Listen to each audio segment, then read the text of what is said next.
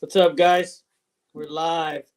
I thought Mike would be entering the building. Hold on, let me link my headphones up. Hold on. For some reason they're not.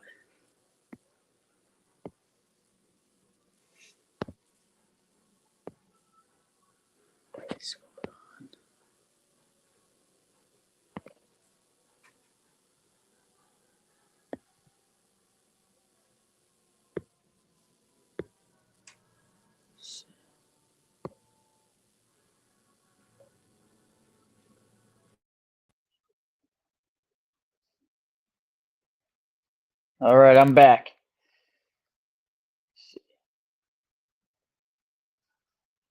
I can't hear my audio. For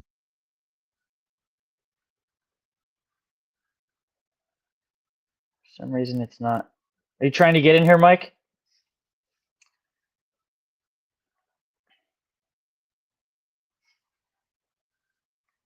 See, I can only tell.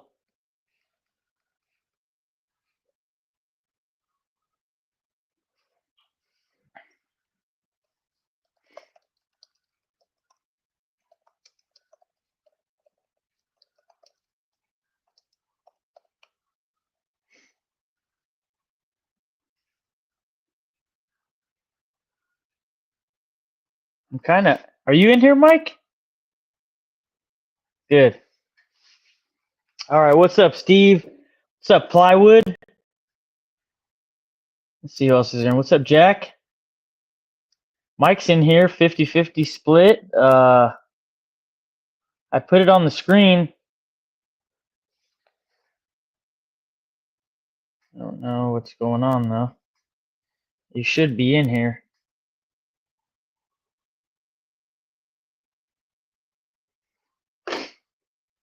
Let me see. Audio's good. What's up, Richard? You're LC. What's that mean?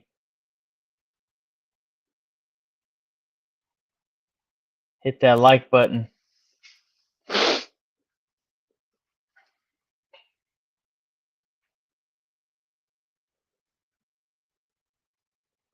Loud and clear. All right. What's up, Ron? Jeff's in the house. See who else is in here. Ray's in the house. Don. Everybody hit that like button. Well, hopefully everybody's having a good day. Had a good week. I had a long week. I'm pretty smoked. I was actually taking a nap before this live. Well, a fast nap, what I could. But nonetheless, I'm here and then hanging out with all you wonderful people.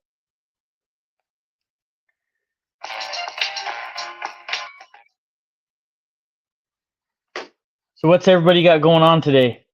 I worked earlier today. I haven't really been able to get in my shop this week at all to do anything. It's just been really busy. Just been working these 10-hour days. We had a rainy day, but I still worked that day, so.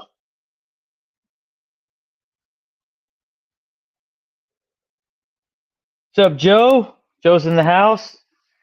Jay says just finished Bible boxes, started another one. Nice.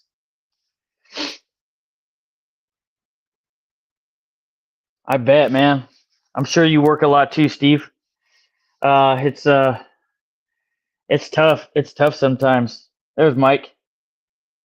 You work a lot too, Steve. There's the man. Jesus. I had to like restart everything. I don't know what's going on with that. Was the link not working? The link was working, but I had to like restart the computer, my phone, everything. Sometimes that happens. I had to leave the chat for a second so I could get my audio straight. Yeah, I'm in recovery mode too, Plywood. I feel you on that one, man. I'm pretty smoked, like severely smoked. I am in the middle of orders Nice. and surrounding myself by cool stuff. Cool stuff. Oh, you got some cool stuff there, huh? I got all You got kinds some of cool stuff. got some cool stuff there, eh? I do age.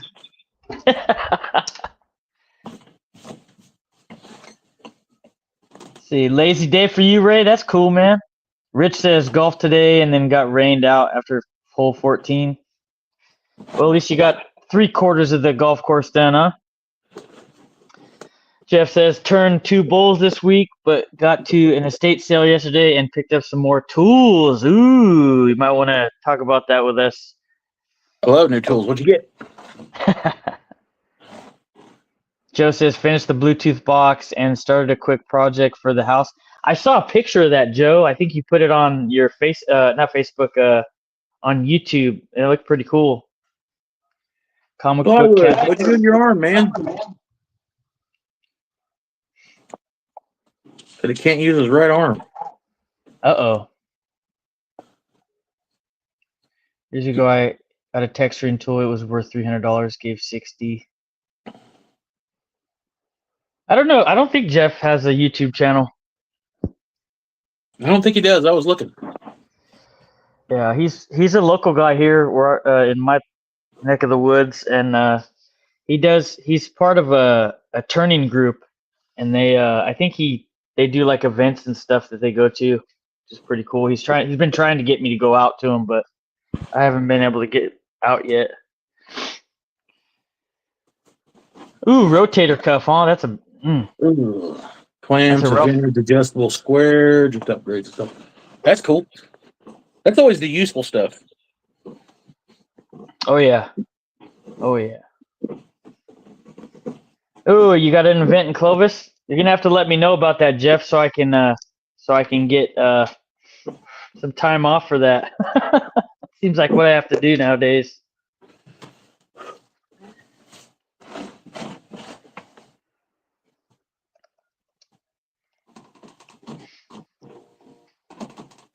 Yeah, I definitely do need to, Steve. Oh, your wife's in here. My wife is in here. You can't talk all that mad filth you were saying. Every shh.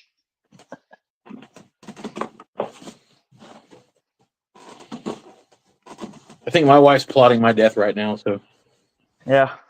if you guys don't hear from me in a while, you know what's up.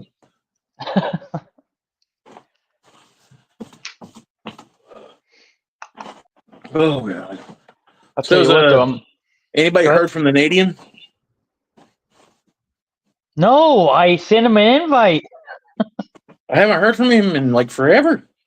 Yeah, he texted me like once in the last like 2 weeks, and that was it, man.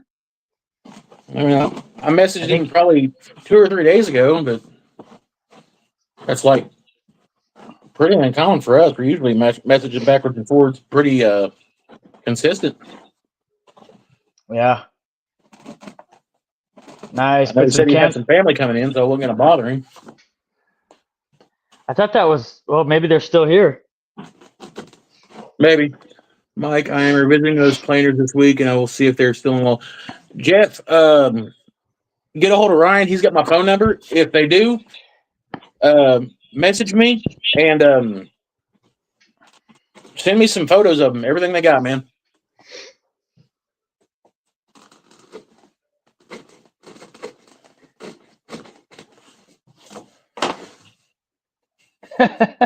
Panama. You're negotiating the canal. Mine is in Panama. Probably negotiating the canal. Thanks, Jeff. That's cool, man. That's pretty awesome that you did that. I was like, man, there's some nice stuff right there. I got to send that to Mike's way right now. I'm telling you right now, I'm still starstruck. I've looked at that photo of that Type 15 probably 30 times. Yeah, that thing's legit. That thing's legit. You gotta love tools, man. Gotta love tools. I'm a sucker for old hand tools, as we know. Up Especially yonder, old handles that I don't have to restore. up yonder, I'll have to pull out. I have a bunch of my grandpa's old saws, and they have like custom handles. They're beautiful. I'll have to show and tell sometime. Someday. My ex negotiate one.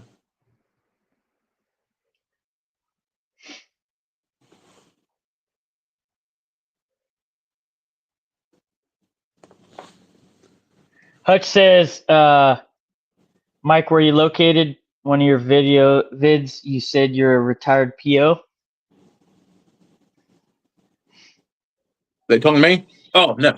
I'm not a retired police officer. I left active duty after like 13 years. I'm still commissioned. I work as a local school resource officer, but I'm located in Southern Ohio.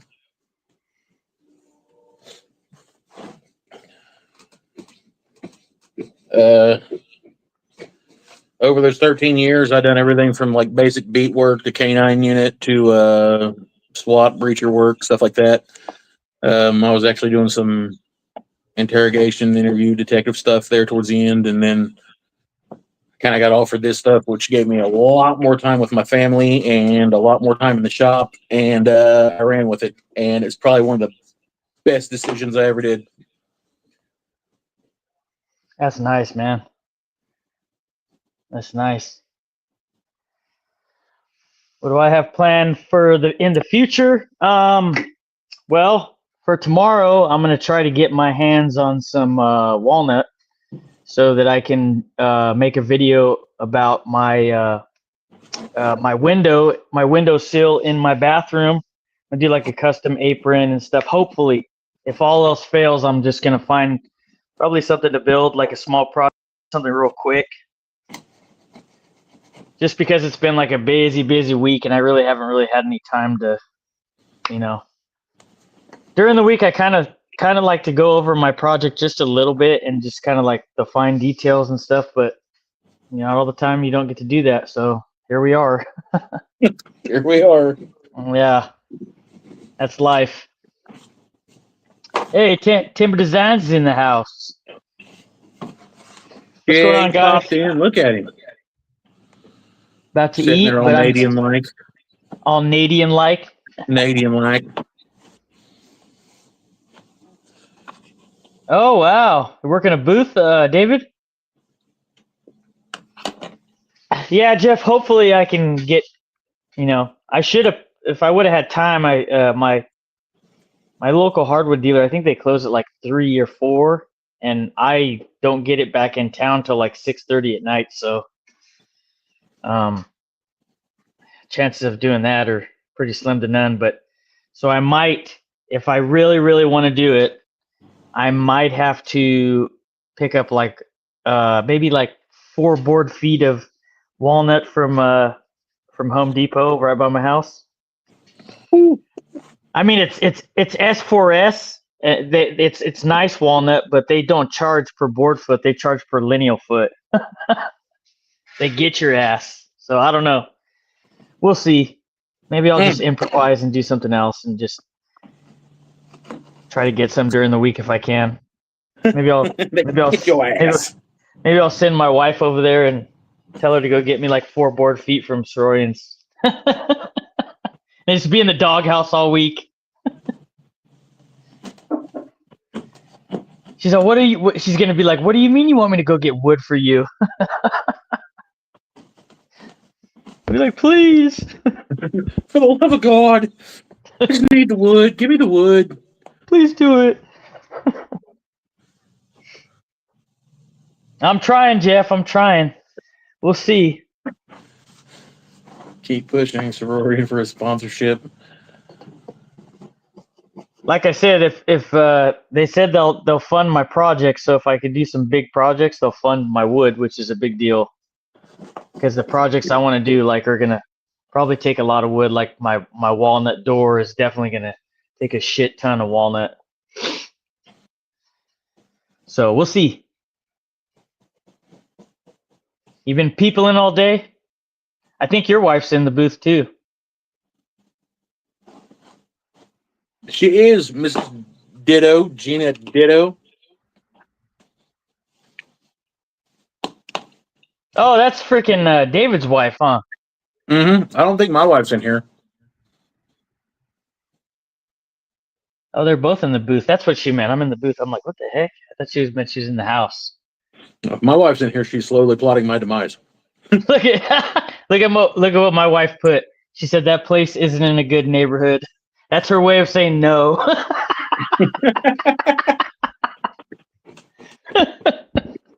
But I love you, please. What's up, Mr. Frank Green? Look, he called you Wacky Shaq like Shaquille O'Neal. Crazy, Mr. Frank Green. I heard you on Daniel's phone call live the other day, Mr. Frank Green. Glad to have you in the building. Ron says I get my walnut from the Amish, but it's very expensive. The Amish. The Amish. The Amish. The Amish. So, anybody ever carved a basketball? No. It sucks. Oh, that's the bowl you were talking about, huh? For the school? I'm making these plaques that's got like the photo and all that and the name chiseled and all that. Well, I'm doing these half balls. I'm like backfill everything and all that stuff, but the chiseling of the lines in the ball is a little bit more tedious than what I thought it was going to be. Yeah. That does look pretty cool. I agree, Jeff. Oh, it's a pain in the ass. I didn't get to see the pics you sent him, Frank.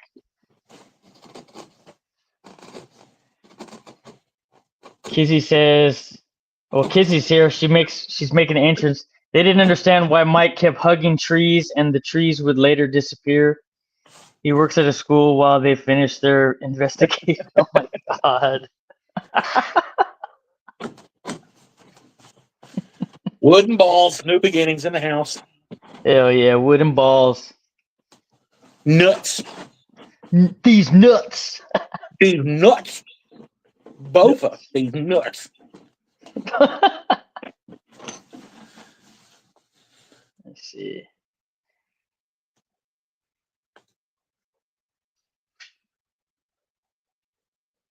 No, I'm not about to cardinal basketball. Cardinal basketball? I don't think I want a cardinal basketball either. I don't know what the fuck that means, but I'm gonna pull up the Urban Dictionary to figure that shit out. I guess that probably means you do something special to the basketball, I'm assuming. Let me find the little button. Oh my gosh. Carve no basketball. Yeah, I turned these on the lathe. They're about, I don't know, 7-8 inches in diameter. And then I drew everything on it, and then I've been kind of carving it out with this fucking masterpiece. Wouldn't you guys like to know what that is? What is it? I'll let you see it again. Oh. God, it's beautiful. It weighs like 3 pounds, too. I saw that. When did you send that to me a couple days ago or yesterday? No, yesterday when they came in. Yeah, yesterday. There's like 3 people that know about it.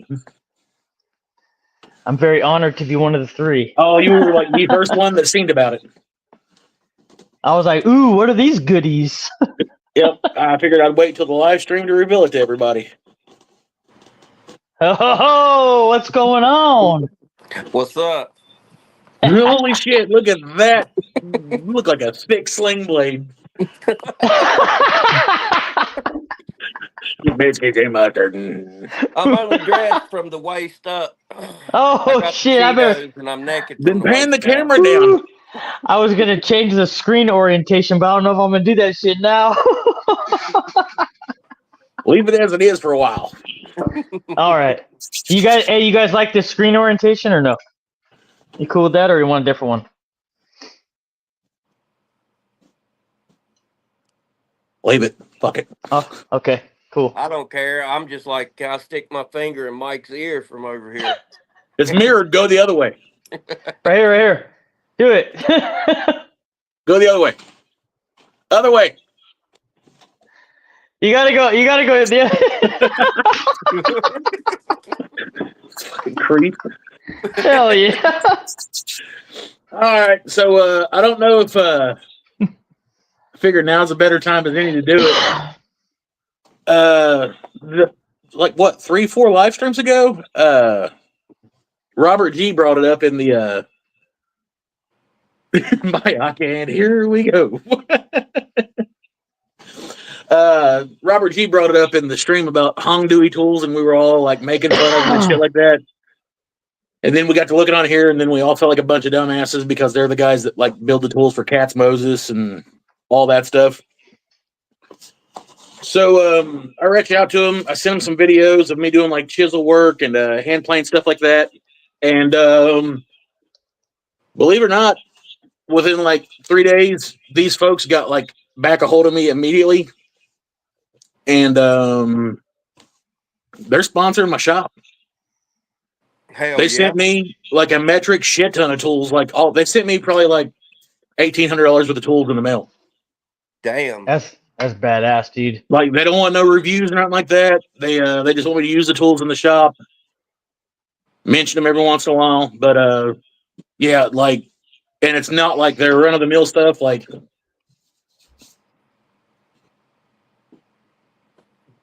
Oh yeah. they're That's nice. Katz Moses model with the Teflon ends and all that stuff like that. And then That thing's like $200. it's Yeah. insane. Yeah, it is. They're brand new sharpening jig. They just released the public and all that. You can sharpen at a skew and all that, different elevations and all that, like the whole kit, like the Pro Series kit.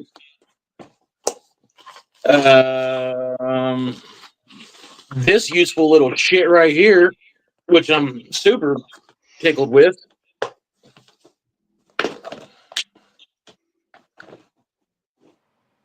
Oh, that's beautiful. Oh my god! I ran it across just like some crack pine when I like first got up the shop, and I was like, "Oh, daddy!" No, that's my favorite. For my table That's saw, my favorite so far. They sent me the fence hold down system and all that stuff. I got to go make a couple shims for the side of my fence. It's the spring loaded hold down system. Hell yeah! The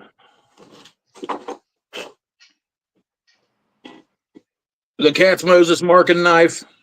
Nice. That comes with the original thing that I was actually trying to get off of them to begin with because I didn't have one. This studly ass router plane. That's nice. Those are expensive as hell too. They're through the roof. It's the K9 or KM19 Pro. Mm-hmm. It's like I think $200 and some odd on their site or something like that. It comes with all the attachments, a couple different blades, stuff like that. And then they just built these, and I think they just released these within the past month or so. I haven't got a chance to bring it apart yet, but it's their new coping saw. Oh, that fret saw. Yeah, that's legit, with bro. the frets with the fret saw hookups and all that, skeletonized. That's nice. Yeah. Oh, I bet that's bad as hell. That's the Katz Moses one, huh? Yeah. The bunch of it's the Katz Moses stuff, and they told me, like, the guy's super cool. Once the bench dogs and everything like that go into production, they're going to send me some of the bench dogs and stuff like that, and products and stuff like that whenever they start going to them.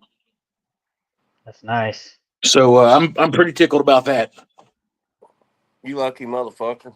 Then I also signed another contract with Melbourne Tools later that night. They're going to send me one of their low angle planes. Hell yeah. I want one of them low angle planes. I don't have one. I've been looking all over Hell and Creation. I can't find one. I want one for my shooting board. Yeah. The router plane, I had looked at them, and like you said, they was I think the one that I was looking at was like $267 or $276.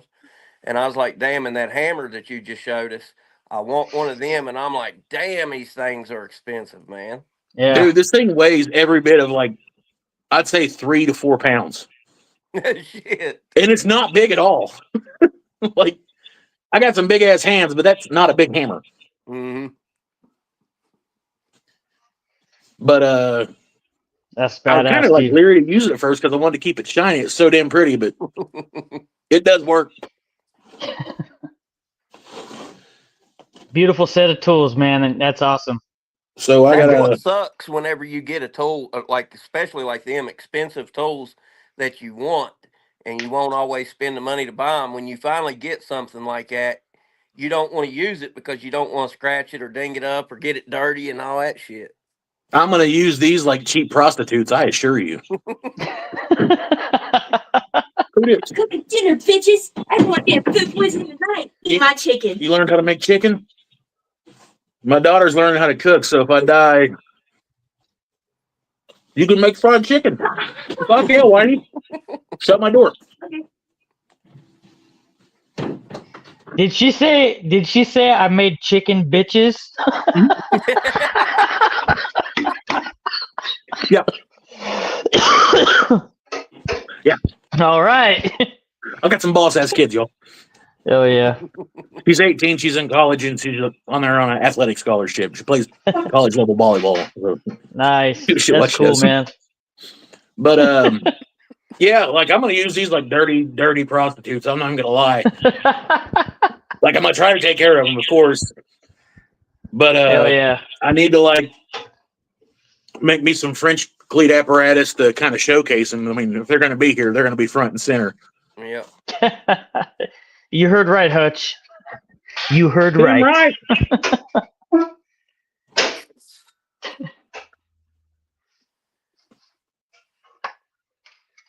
Man, Yeah, this thing Frank like, Green's not bullshitting. Time does go forward tonight.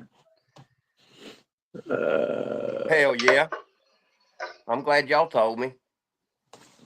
I know I would have been. Whew. I wouldn't have noticed. This Started my new job this week and was late for my first day of work. 30 like a minutes fucking late. ball. You were? I have to get up at 5. It was supposed to be 7 to 5, but we're working 6 to 4. And I had woke up in the middle of the night and was up and then went back to sleep at like 3 o'clock. And my wife gets up and getting ready for work. She wakes me up at the time that I should have been pulling into work. And was like, don't you have to be at work at 6 o'clock? I'm like, yeah, what time is it? She said 6:30. I was like, fuck yeah, thanks for waking me up.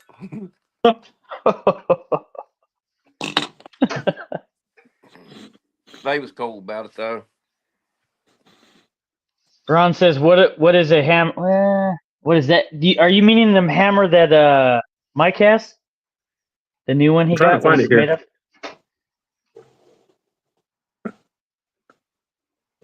What is the hammer made of? That's your funny. Meat and skin. His balls. No, it's brass with a. I think it's a spring steel. They call it a trunnion right here, and then the handle's some kind of beech, and then it's got a steel cap going all the way through it to lock into the trunnion, and then the brass caps on this. Oh God, I almost dropped you, little bitch.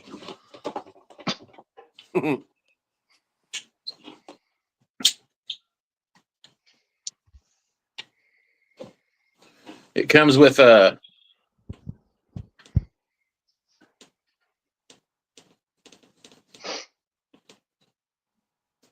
these Teflon ends that you could swap out for the brass ends, which I'll probably use those for my cherry handled chisels and stuff. But like the crazy thing about it is like all the tools, man, they come in like these Pelican cases. Like every one of them come in a Pelican case. So they must be out of. Are they out of? Are they out of California too? Who? Hong Dewey? No. Huh. No. It's out of the Shikang province of like fucking China or some shit like that. But they sent it DHL, and like the day that I got the notification for the traffic or the tracking number saying that it was leaving China or it was going to the shipping facility in China, 3 days later it was at my door. Damn. And I was like, holy shit, dude. So yeah, like super cool about it. Nice. So I can digging stuff out of the exploded foam can. I feel like I'll be cleaning this foam for the rest. How did you explode an expanding foam can, Kizzy? I don't even want to know, but I'm going to ask.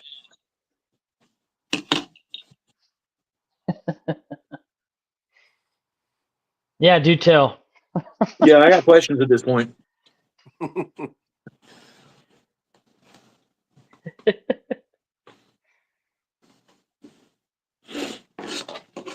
Oh, good Lord. What have you been up to other than being late on your first day of work? Working my ass off. I've been down in the shop. I had orders. I wasn't actually supposed to start till this coming Monday. And they called me and was like, can you start last Monday? And I was like, yeah. Well, I had put off a lot of orders in the shop because I thought I was going to have all this past week to work. And of course, when they call you and say, well, can you? It's not like I'm going to say, well, no, I got shit to do. So Right. I've been down here all day today, most of the day yesterday, pumping shit out. And I got a little few things that I'm going to have to button up tomorrow, but I'm grateful for it, but at the same time, I'm not going to have the time like I did. Orders has been pouring in right and left yesterday and today. I'm not going to turn them down, but they're just going to have to wait longer to get their stuff. Yeah. Right. I mean, I'm still debating if I'm even going to be able to make a video tomorrow. I might have to wait till like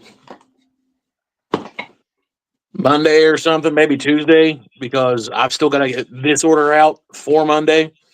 Like they told me that they weren't going to need it till the end of the month, and I was like, yeah, it's no problem. And then they called me like 3 days ago, and they were like, oh yeah, we need that on the 10th. And I'm like, no shit, really? And they're like, oh yeah, that's whenever the boys are having their banquet, and we're going to give them their awards. And I'm like, you guys are a bunch of fucks. But check this out. I had a lady that had ordered a Bible box and a noodle board right before Christmas. And right before Christmas, I was telling everybody, because there's a lot of people that I won't require a deposit from, especially if I've dealt with them before. But around Christmas time, I was so pressed for time trying to complete everything before Christmas. I was telling everybody, I got to have a deposit. So if I take out my time of doing this as behind as I am, I'm not out of I'm not out of my time for doing it, and you're not getting it. Right. So I built the noodle board and the box and took them upstairs and put them in my man cave so they wouldn't get messed up. And I had messaged her twice to meet up with her to deliver them and get the other half of the money. And our schedules wouldn't line up. Well, after a month of doing it, she's like, I don't need them for Christmas. She's like, it's fine. She's like, whenever I get time, I'll message you. I'm like, okay.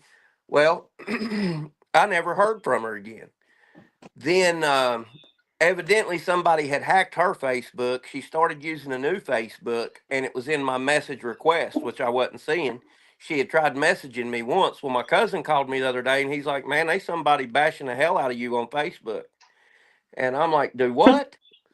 And I was like, who is it? And he told me who it was. I was like, well, hell, I was like, I don't know why she would be doing that. She hasn't contacted me or nothing like that.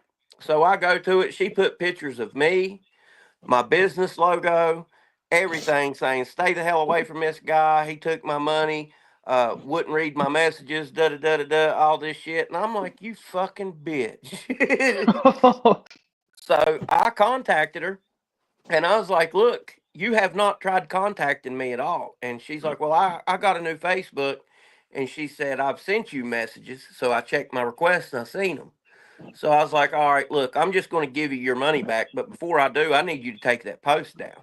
I sent her pictures of her projects that they was built. They had lettering on them. So it wasn't like I was going to sell her name and birth year to some fucking body else.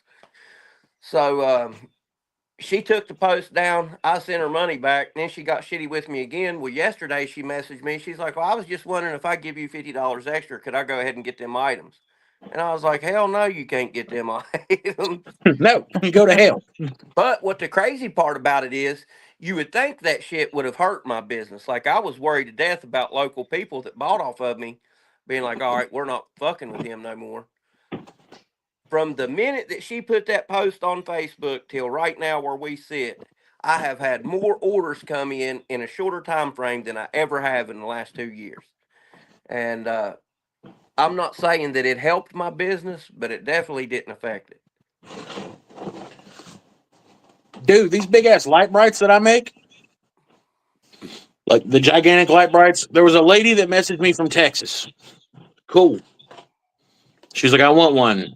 I told her the price on it, and I gave her the price like stupid cheap. And she's like, how much does it cost to ship? And I was like, fuck, I don't know. I've never shipped one that far. I've never shipped one ever. Like, I always had people come pick them up. They're the size of a truck bed. Mm-hmm. I want it. Okay. How much is shipping? Don't know. Her exact words, and I took screenshots of all this stuff, so I'll keep it. I'll send it to you. Don't worry about it. So she sends me the money to go ahead and get like the birch plywood and all this stuff to make the front and the back of it, and like the wood and the lights and the wiring and all this stuff. So I build it. Send her pictures. I do the customizing on it. Stain it the collar of it. Drill all like 480 some holes. Put her kid's name on it. Message her, hey, it's done. I'm taking it over to the weigh station now so they can weigh it, see how much it's going to cost. This is going to have to go freight shipping. This changes pretty much on the daily. Okay, let me know. I go over there, and the lady's like, shipping's going to be like $425. Shit. And I was like, yeah, fuck it. I told her it's going to be out their ass, whatever. So I messaged this chick, and I was like, right now shipping's $425, and this stuff changes on the daily. I can't do that. And I was like, oh, that's cool. What do you want to do? She's like, will you hold it for a while? Now, keep in mind, I made this back at the very beginning of October. Wow. I work at a 10 by 16 shop. This is a fucking light bright the size of a truck bed floating around my shop. Why my big ass is staggering around in here. So, like, 3 days before Christmas, she messages me, and she's like, bam, blank deposit for like $430. She's like, send it. And I was like, that's not how this works. I got to go get like a slip on this. This shit changes every day. So I go there and like, I weigh it up. Especially And with now Christmas time. Yeah, I mean, shit went up because it's Christmas. And I messaged her back, and I was like, nah, they're not going to ship it for that much. And I immediately sent her money back, got the confirmation on it, screenshot of that, because I knew she was going to be acting weird as shit about it. Get it to her and all this stuff. She's like, thank you. What are we going to do? And I was like, I don't know. You're going to come up with some more money, and you're going to let me weigh it before you, like, send me some money. So she messages me the other day. She's like, I would like my full refund. And I was like, no, we're not going to do that. She's like, well, I want my merchandise. I was like, I want you to get your merchandise. I want you to pay for the fucking shipping for your merchandise so it won't be in my shop. Mm-hmm. Well, I don't know if I could do that. I was like, I'm about 100% positive I'm not going to give you a full refund on it because I already bought the wood, branded your heathen-ass kid's fucking name on it. And where the hell else am I going to dump a fucking 6-foot light bright? So, yeah, Kevin? she can eat another sack of Richards as far as I'm concerned. Then she's like, could you meet halfway? Hell no. I'm in fucking Ohio, and she's in Texas.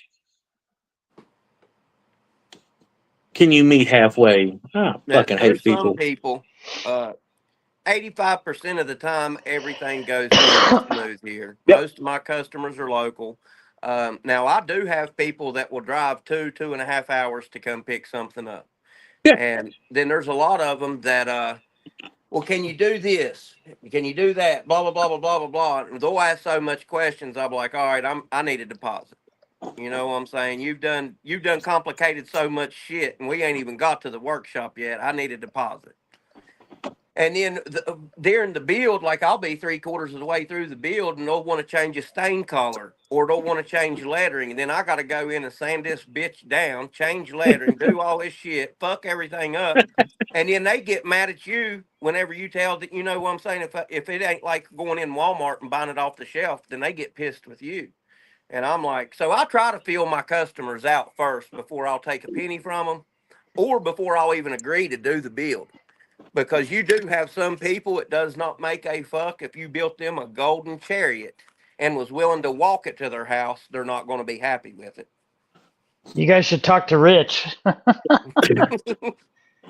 Rich builds some shit for like some rich ass motherfuckers, man, and he says they're crazy, dude. He says they're crazy. Dude, I it's can only, like only I'm imagine. about ready to take it and drop it off at like the FedEx station or whatever, and be like, I'm doing drop shipping. Like, just you can call and find out how much it's going to be to get it fucking sent to you. Just leave me alone. Yeah. If you want it that bad, I don't give a fuck if you got to get a mortgage or sell plasma. Leave me alone. It would be cool if there was a way that you could take it, get a label created, and have it sent to her. But in order for her to actually accept it, she would have to pay the shipping. That would be awesome. Had something similar happen to me, but they were local table chairs. They didn't want to give me the rest of the cash on it. Pissed me off, but the outcome was funny. Dude, I broke shit in front of people before because they didn't want to pay for it. Or they wanted to argue about the prices on it. Dude, I've shattered bowls and everything else that people have ordered. That shit gets me fucking saltier than hell. Hey, well, you put your time and freaking effort into it, man. That's some people are just fucking bitches, dude. Well, Or they'll I put do an a lot order of in and they'll call you like in an hour and they'll be like, hey, when do you think that'll be done? yeah, I hate that shit too. Cool. I built a room edition for this guy back, I don't know, a month ago, maybe a month and a half ago. It may have been 2 months ago. Well, anyway, Right. I went over there, measured it. Remember that girl with the? Yes, I was thinking just about that. You remember It's that bad bitch? when the pissed off wife comes out. She's like, remember that bitch? Remember that one bitch? But I built this dude's room. I went out, measured it, figured the material. I was like, either I can give you a price of just my labor. I can give you the price of my labor with materials. You just cut me a check for the material. I'll go pick them up. I'll transport them, all that bullshit. Everything was great. Building the room edition went great. The day I finished building the room edition. I had to do electrical. I had to do everything, start to finish. So the day I finished, I go in, he's out of town, I get his wife, and I'm like, do you want to come out here and inspect everything? She's like, well, I don't know what y'all's agreement was. You'll have to wait till he gets home. And I'm like, damn, okay, I can do that. It ain't no big deal. So I leave. I call her husband, and I'm like, everything's done. I took pictures, but I want you to go home and look over it, make sure everything's the way you want it. And he's like, all right. He said, I'll be home this evening. I was like, okay. So I'm waiting. It's around 9, 10 o'clock. I haven't heard nothing. So I didn't say nothing until the following day. I was like, have you made it in yet? He's like, yeah, everything looks great. Have no issues with nothing. He's like, but I had to come up here to Charleston. A friend of mine had a heart attack up here seeing him. So I'm like, all right, that's cool. Long story short, I played phone tag with this dude every day for 2 weeks. And then I was as nice as I could be, wasn't disrespectful because if I say, all right, look here, motherfucker, you're gonna give me my money, or I'm gonna come out there and knock the windows out of it, pull the siding off of it, all that shit, then he's just gonna say, well, hell with you, I'm not giving you your money. So I finally told him, I was like, look, man, I was like, I had 2 guys helping me with that job that I have to pay. I can't afford to take that money out of my bank account, pay them, lose out on the money for building a room addition, and then let my bills fall behind. I need the money. And he's like, well, meet me at so-and-so location at 12 o'clock noon tomorrow. I'm like, okay. So I leave work. I leave my job. I don't get no lunch break at that job that I had. I leave work, drive 30 minutes to this location. He's nowhere to be found. I sit there for 30 minutes waiting on Fucking him. douche. Nowhere to be found. Oh, At that point in time, being polite and business and all that shit went straight out the window. I rode straight to his house, pulled in the driveway. I got my east wing out of the toolbox of the truck, I walked up to the room and started pulling the siding off of it. His wife come outside. What are you doing? What are you doing? I was like, look, I said, y'all give me a check to pay for the materials for this job. I was like, I'm not getting fucked out of the money on this job. I'll just take the materials back with me to where they came from. At least I know that I got something out of it. She's like, no, wait a minute. I'll get him up here. Within 20 minutes, I had a check for the remaining balance on that job in my hand. But I'll tell you what, when it comes to getting paid, now this is something that my dad ran a construction company for years. My mother and father ran dry cleaners in my hometown for years. My experience with people paying is the people that really can't afford to pay you will be the first ones to send you the money they owe you over everybody. The ones that have thousands of dollars and it wouldn't be nothing for them to cash app you or send you a check or mail you cash, dick you over, is the ones that will dick you over in a heartbeat. Yeah. Not all of them, but the majority. By the way, Ryan, you got that $100 you owe me, bro?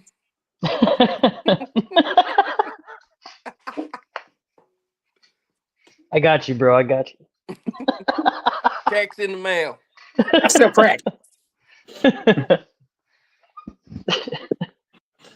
Yeah, some people are crazy, dude. I've done some.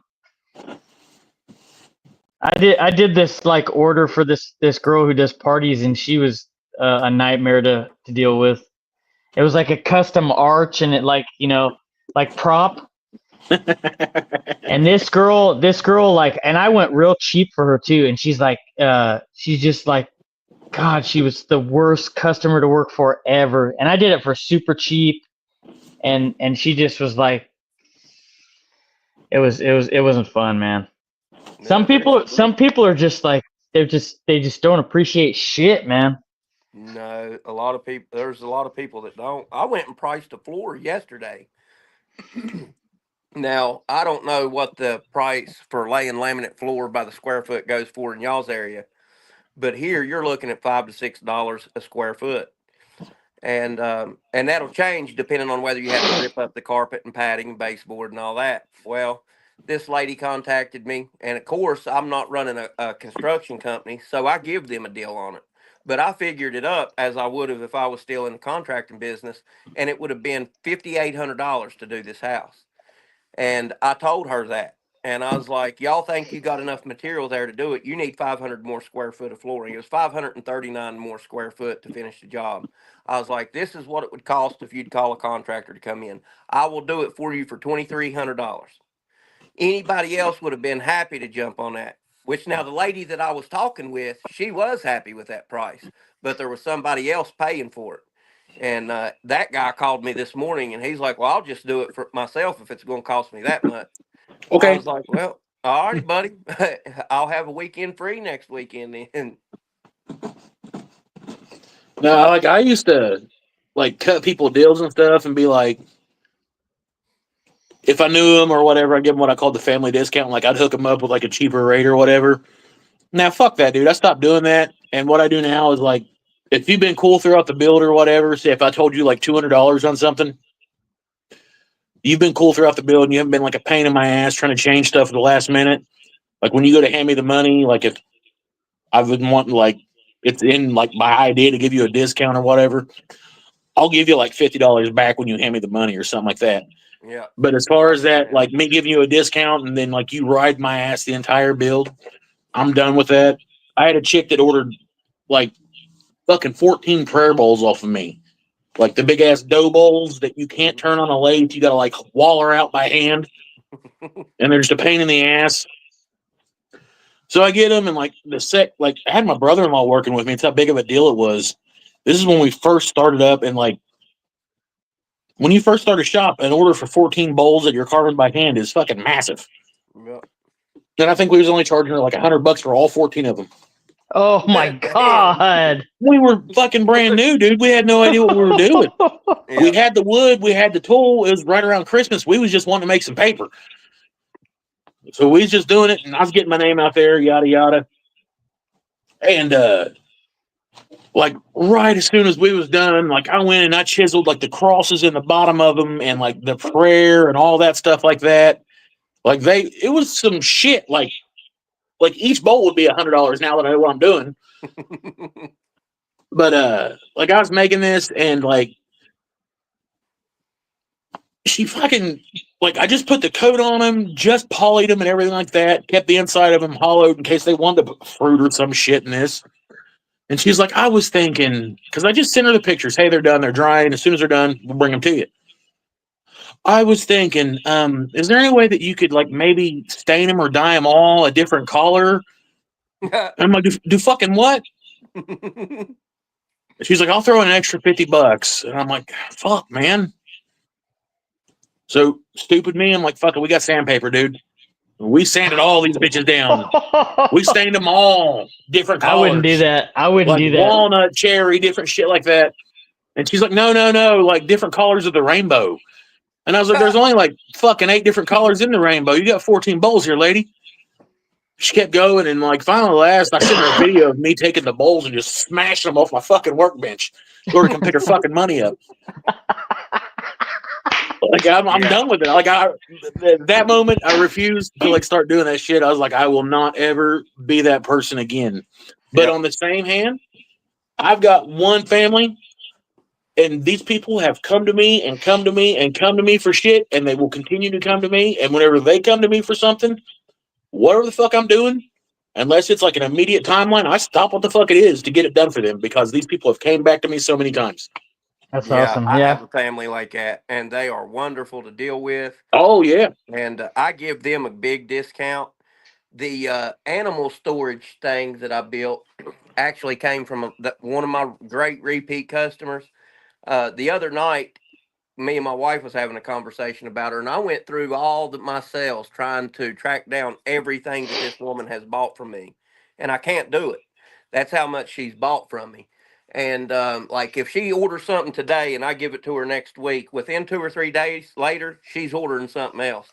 And it's not something that I have posted. She'll come up with an idea and send it to me. Can you do this? Can you do that? And I'm more than glad to give them a discount. Like you said, I'll stop what I'm doing to take care of them. Great people to deal with. And then other people, like she'll see something on my marketplace page, say it's $150, and she'll be like, well, how much would you charge me to do the same thing but add this to it and add that to it? I'm like, you can have it for the same flat out price. You're a repeat customer. You're good to deal with. I know I got your business. You get special treatment. Tell you what, in the chat, I didn't have to mention the name. I mentioned the people that keep buying shit off me. My wife threw the last name out. That's how much shit these people buy off me, dude. They own a farm, like a horse farm and everything out here in the countryside. Like they're good people. They're well connected.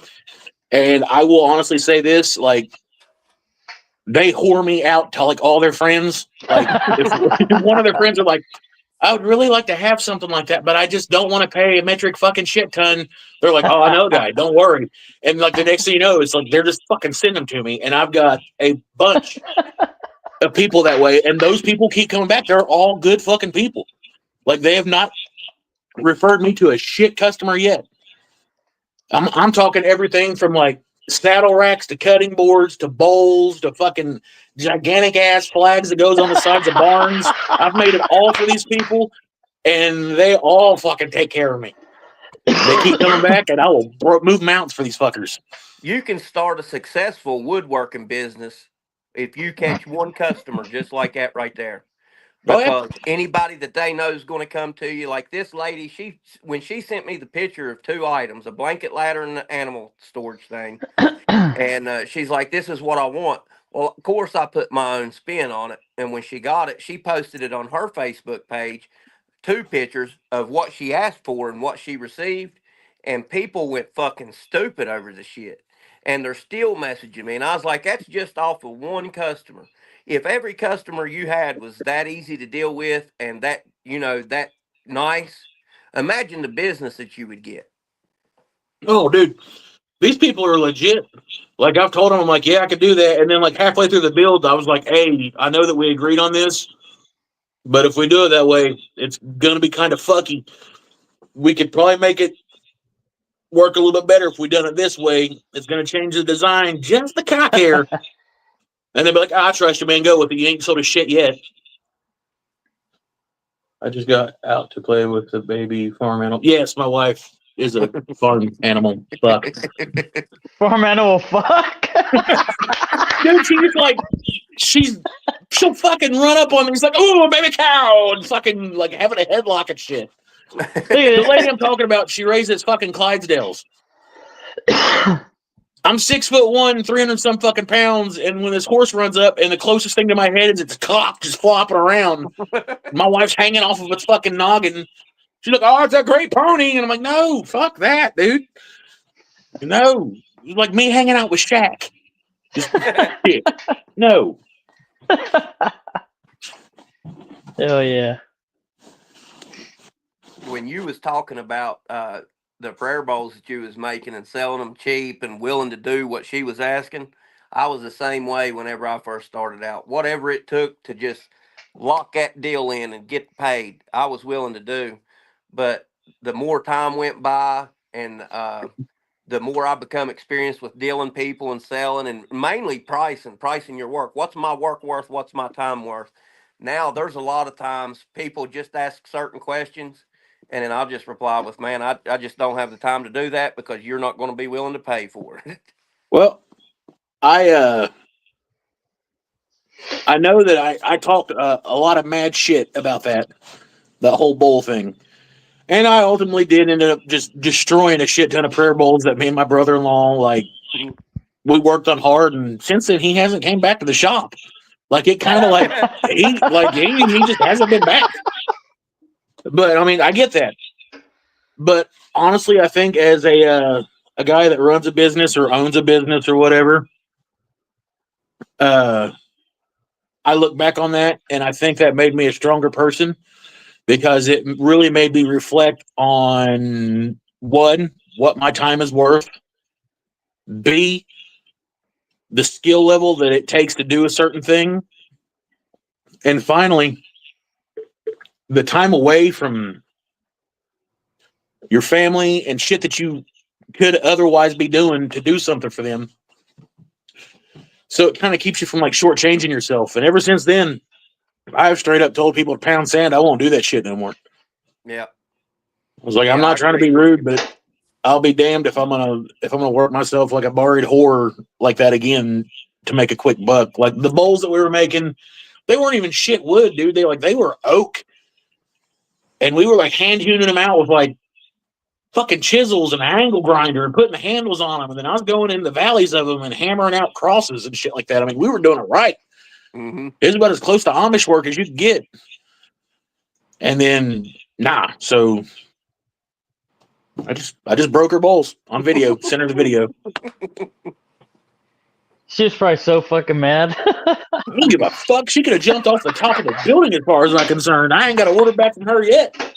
Hell yeah. I was saltier than fuck, dude, about, can you change the collars? I was like, fucking walnut, cherry, fucking, I got some cedar. Yeah. I got about 12 different color stains in here. We fucking hoarded up from Lowe's. Let's go for it. Hours and hours and hours of sanding. Everybody covered it in just white poly fucking sand. Blew all this shit off, covered it back up, dried it, shellacked it down again. No, I mean like the colors of the rainbow. I got your fucking rainbow right here. Roll the film. Now, I tell you what I have done. We've been talking about the customers and them being aggravating. I have been aggravating to the customers as a business owner because I have gotten so distracted with full-time job, regular everyday life family shit, and being way backed up in the shop that I'll forget shit. I'll message somebody, haven't forgotten about you. I'll send you pictures of your project as soon as I get in the shop. And then next thing I know, I've talked to 12 other people since then and completely forget about that shit. And then message me, be like, well, I just changed my mind. I don't want it. Now, it pisses me off that I lose the sale, but I get pissed off at myself rather than the customer because I didn't dick them around, but I dicked them around. What up, Robert G? Like, I can agree with that. I've done that too. You want ketchup, barbecue, or ranch? Barbecue, goddamn it. I already responded. Robert G in the house. Robert already showed off the tools, but you were the Hey, well, third look. person to see him. Look at that right there. What is that? This? Or did you hit 4,000 already? I did. Oh, fuck you.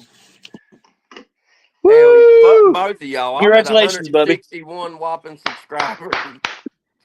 What? Takes time, bro. It takes time, dude. I got It takes time. 161 subscribers. But I don't make build videos, and I want to, and I'm going to.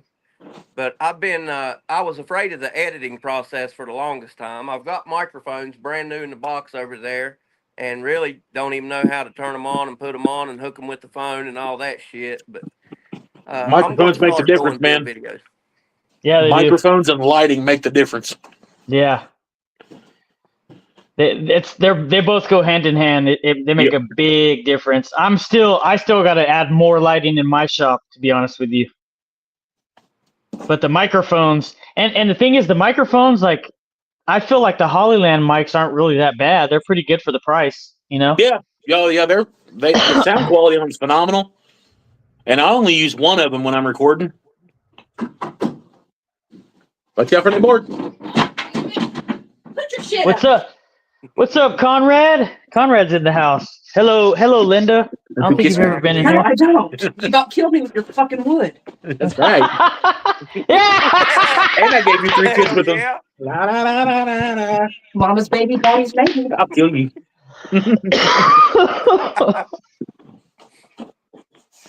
Thank you. Uh-huh. And we all know why I get food in the shack. And why is that? Because I eat Because ass. you don't eat ass. I eat the ass like an Ethiopian on bath Prove salts. it tonight, bitch. I'll do it right here on film. I don't give a shit. No, we won't. No. No. See what I thought? Yeah. You're blushing and I'm the one on camera. Get out of here. Fucking dare me, fucker. I got no pride. Knock my clamps off the door. Oh, you got a Lee Nielsen plane, John? Ooh, damn. Oh, hell yeah. Look, them Lee Nielsen planes are the truth. Fuck yeah, dude. You better dig deep when you go to buy one. They're expensive. But if you take care of them, they'll last you a lifetime. They'll last your kids a lifetime. Damn right. Hell yeah. Hey, I John, haven't you seen a should shitty one yet.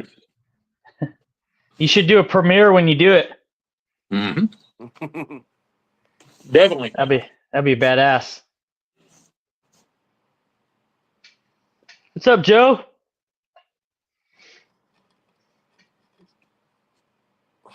Joseph's joined at a funny spot.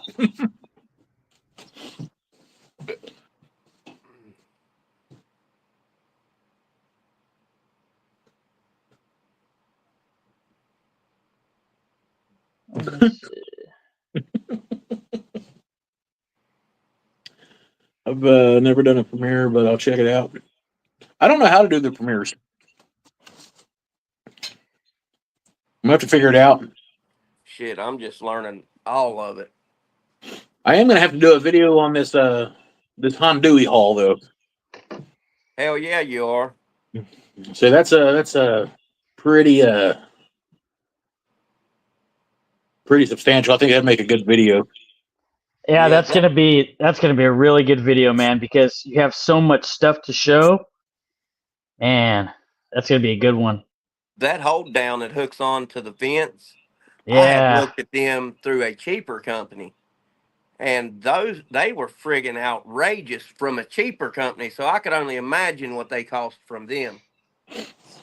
They it's good stuff. Like I figured because the guy was like, just let me know some things you'd be interested in, and I was like, I'll give him a list of shit, and then he'll send me one thing out of the list. Like if I'm I'm not going to argue about that, you know. So I just gave him a wish list, and then it was like 30 seconds later, he's like, "Oh, I'll get a package in the mail with your items," and I was like, "The fuck." And then he sent me another email. He's like, "We'd be more than happy to be the sponsor for your channel, yada yada. We're gonna send you a tool package. We'd like for you to use them in your videos, yada yada yada, this and this."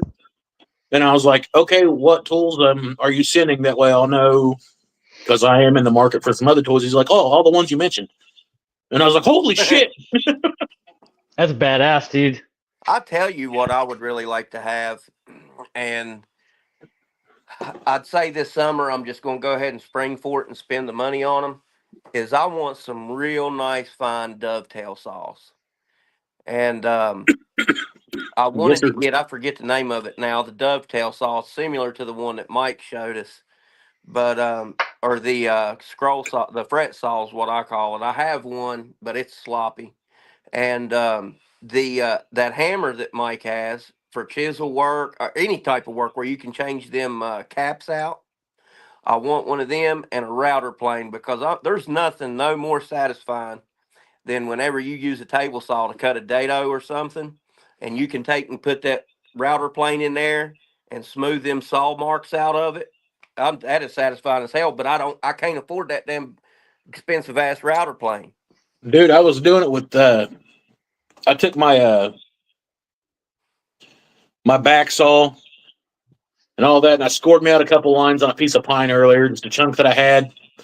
And I put my marking knife on there, and put me a couple of lines on it. Took my 1.5-inch chisel, just came up to the knife wall, get a wall made. Took my back saw and went down to a 1/2 inch all the way through it on both sides. Took my chisel and intentionally made the bottom of it stupid rough, and dropped this thing just a tad bit past the 1/2 inch mark, and started going through it, and it was just like glass when it was done. I was like, "Oh my god, this is amazing! This is what Daddy needed." Hmm. And see, So the thing is you can order the same tool from so many different companies, from so many different price ranges. But I'm going to tell you something. I do have a lot of Katz Moses tools, and anything that I have bought from them, I can feel it when I take it out of the package and know that it is a quality tool by the weight, by the feel. It's solid. It's not all fat, finagly, jittery, wobbly, all that bullshit. Like, you got a quality tool, and it does make a difference. Robert, he's seen it, buddy. I'll break him out again here in a minute. Yeah, I probably should have made a bigger list. Yeah, when they said what Damn. you're interested in, you just should have said everything. What you got in your warehouse, homie? No, when he sends me the bench dogs, I'm kind of excited about those because the video he showed me of them, they're pretty cool. It's a socketed bench dog that actually you drill the socket or the hole, then you set the socket in your table.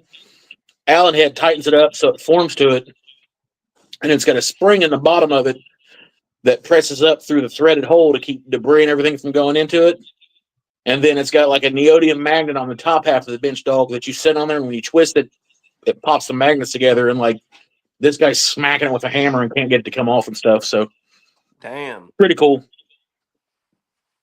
I'm going to build me, when I get into that new house with the new shop, I'm going to build me a legitimate woodworking bench. And I'm going to take my time on it. I'm going to source good lumber for it.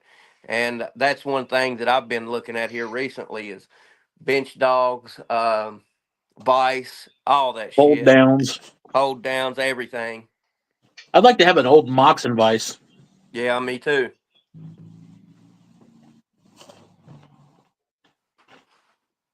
That would be nice.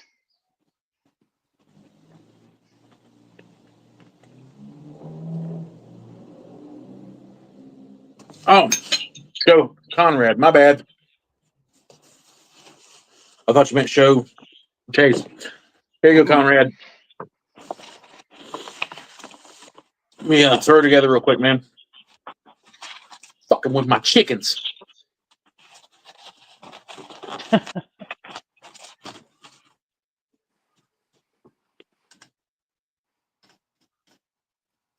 That's beautiful, dude. God, that's beautiful.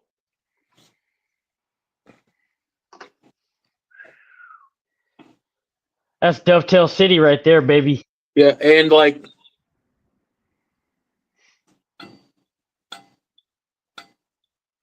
fucker's tight. Like it adjusts all the way out, and then it comes with That's nice, man. God, that's separate nice. ends. I thought this was pretty cool. It comes with separate ends that you can put in there, so you can actually use the spiral blades, like the threaded blade, instead of just the flat blades. So, and you ain't got to do all the crazy swapping out shit. That's badass, man. I That's badass. I want to do something crazy with it. I got flaming box elder over here, and walnut, and cherry, and a little bit of figured maple. I'm gonna do some kind of box with nothing but hand tools. Probably here in the next video. No power tools whatsoever. I'm gonna do all the planing down to thickness and all that stuff, dovetails, and I'm gonna try to do that Katz Moses signature dovetail where he does the dovetail and then he does the outer laminate with the contrasting wood and sockets it all together. I just Laminated dovetail. yeah, Those are God, they're bad as fucking hell, beautiful. man. They are. Well, we got Mayok in here that was talking about slinging out and doing the damn Japanese sunrise dovetails, and I looked at those and I was like, oh shit. I do have to get a Type 40. I think it's a 48. Have y'all seen the Samurai Carpenter's newest video? Is that the one where he messes up on something? I haven't watched it yet. Yeah. Yep. First time I've seen that guy mess up ever. Yep, me Yeah. too. I have a feeling that He's good, dude. he had posted a video talking about how the channel had died. He was losing subscribers and all that shit. So that he started making commission furniture pieces, and everything that he had ever built was going to be for sale. He created, he has plans for everything, put a big discount on them. But I have a feeling that if he gets successful, which I know he will, with selling his furniture pieces, that he's probably going to blow back up. So we're probably going to be seeing a whole lot more from him. And I can't wait for it, to be honest with you. That's good because that guy's a badass. He is.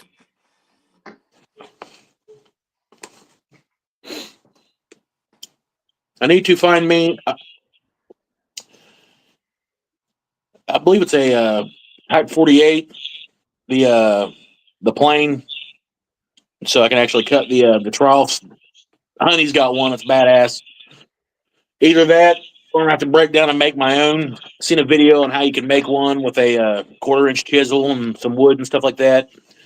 Make one, church it up, and all that. So that might be a future video.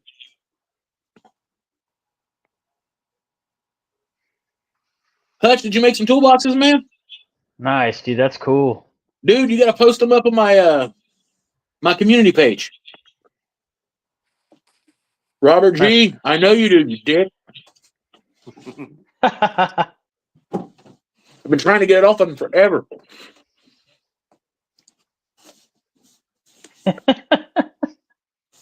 I love if you make a box with nothing but strictly hand tools and you post that. I can't wait to see that. I love watching all hand tool videos like G&R Woodworking or whatever the name is. Dude, it's nothing but silence and the sound of hand tools with wood. And he is phenomenal at it. And I just get I get in a daze watching Just it. zone out watching it. Yeah. Fuck you, Robert. It's you, bub. No, I'll probably end up doing it over like the upcoming spring break where the kids are out of school. I'm out of school as well, because that's not like a quick flip build where you can just knock it out in a day, film it, edit it. Like if I'm gonna do it, I want to do it right. I also want to film it and edit it right. So I'd say that'll probably take 2 or 3 days to film that, edit it, put it out, but it'll probably end up being about 20, 30 minutes long doing it right. Well, I'm definitely waiting on it. I got some crazy ideas for it. Like I thought about pouring taking some of this live edge I got and pouring a half resin top on top of it, making a thin slab of it, and using that for the top. I've done it on a couple boxes that turned out pretty cool. But I definitely want to try to do the laminated dovetails. I watched Cat Moses' video on the laminated dovetails, and he makes that shit look so easy. If you can do a regular standard dovetail, he makes that shit look so easy. And I tried it, and I really didn't have the patience to really sit down and fuck with it. But I fucked the first one up, and I was like, hell with it. I ain't tried it since. He makes it look so easy. But it's beautiful, man. It turns out so beautiful. Yeah. Yeah, I'm super fortunate that those guys decided to sponsor the channel and everything. I'm still kind of in disbelief on it. I'm still a small time dude, and then you got the same people that are making tools for Cat Moses and stuff for sponsoring my channel, and so I'm super fucking stoked about that. That's a big for me. Deal, man. That's huge for me, man. Mike's killing it, man. Mike's freaking killing the game, bro. He's kicking some serious fucking ass. If I could do YouTube and get one sponsor alone, like that one right there out of it, it would be worth it. They would probably send you any new upcoming tools or releases they have. They're probably going to send them motherfuckers to you. That's what they said. They want me to promote their upcoming products, stuff like that. I'm waiting for the bench dogs to come out. They've got a few products they're supposed to release later this year and stuff like that. John? So, what's up, man? Hey, what's up? John's in the building. Hey, John. How you doing, John?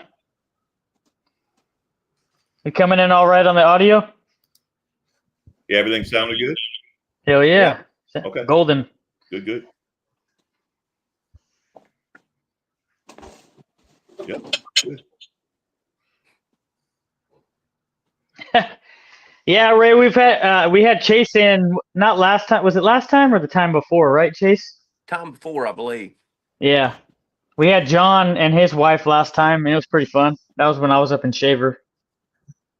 And then we had Richard, too. It was a lot of fun. Mm-hmm.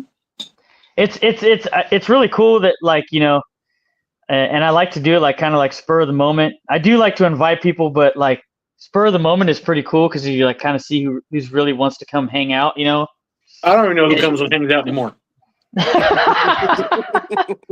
Yeah, usually Mike and I will talk about hey, who you want to shoot the link to, and see if they might be interested in hanging out. A list of fucking names. And this time I was just forget it, let's just go for it. Yeah, look, nice. I've seen Mike on them be talking and explaining something, and then out of nowhere, be like, well, look at this motherfucker. Who this fucking guy?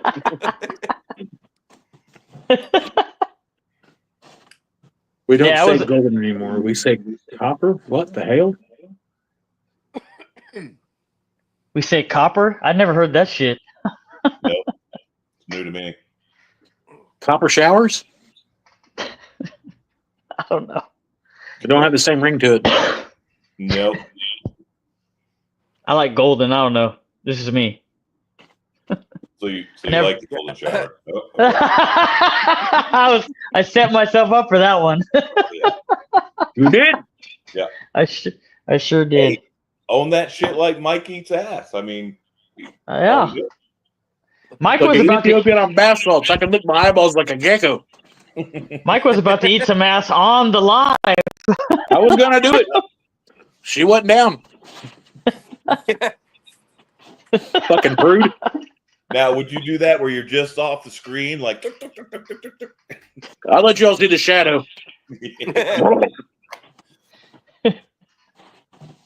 My wife wouldn't even have to be on the camera. If I said anything like that to her while we was live, even if y'all couldn't see her, she would get beat red and run upstairs. And then when we got off live, I'd get the hell beat out of me. Nah, man, my wife's cool as shit, dude. My wife's just as fucked up as I am. She's just like me with chesticles and a cooter, so. I had a one of my girlfriends in high school. Her dad, that was my nickname from him, was Chesticle, because Chesticle. he was referring to me being a testicle, but my name was Chase, so he called me Chesticle all the time. Damn. Ain't that some shit? Me and his daughter didn't last, but me and him are still friends.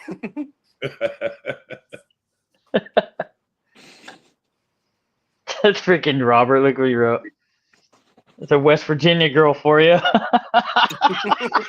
West Virginia, where the women are brave and the sheep are fucking scared.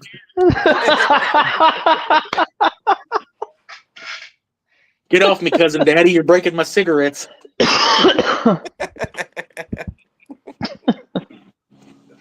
Damn. Oh shit. So what you got going on tonight, John? Pretty much nothing. Enjoying the weekend. That's about it. It's too fucking cold up here to do anything else. So. Where you at? How cold is it? You're in Maine, right? Actually, it's pretty nice. It's 27 degrees. Jesus. Damn. With Damn. 40-mile-an-hour winds, so that puts it in the teens. And I've been using like one of those buddy heaters. You ever seen like red and black, whatever? Mm-hmm. 30 to 45 pounds of fucking propane a week. Wow. Yeah, can't do it. So I'm like, okay, I'm done for about a month. But Is that what you're using in your shop, John? yeah. I went and got for my shop. I've always heated my other shops with wood stoves, but this year I went and got it's the same thing as a Mr. Buddy heater, just a bigger version. It's a wall mount 30,000 BTU propane heater. I had And, one of those. I love it, man. The only problem is my shop is about, I don't know, it's 20, let's say 30 by 30. Mm-hmm. Big shop. Yeah, it's a big 2-car garage. So it's actually like 26 by 28, or I don't know, something like that. And I had one of those wall-mounted heaters, but the problem is, the buddy heater, I could put that in the middle of the shop. Yeah. And it does a way better job than one that's just mounted to the wall. And I'm all over my shop, so. Yeah. Do you have high ceilings in your shop? Yeah, they're pretty tall. Yeah. Tall. So, yeah, I think I'm going to do the fuck they call a mini split. Yeah. Now them work real well. Yeah, I have to have an electrician come in anyway and wire up some shit for me. I need more outlets. I'm running off I don't use my garage door openers, so I snatched that circuit to run some shit. Then I have one circuit, 125 amp circuit that goes around the garage. Mm-hmm. So I'm using that for pretty much everything. So I got to have an electrician come in. I might as well wire in for a mini split. So. Yeah, you'll really enjoy that. You get that put there. And then hopefully, so I just started a new job. I had a business, sold that, started a new job. So hopefully I can get some time to start making some shit again. I just started a new job this past week too, man, and it put a damper on me doing anything through the weeks. But I got Friday, Saturday, and Sunday off. And but the orders keep coming in, and then I'm down here Friday, Saturday, and Sunday like a damn wild Indian trying to get everything done. Oh yeah. What do you do?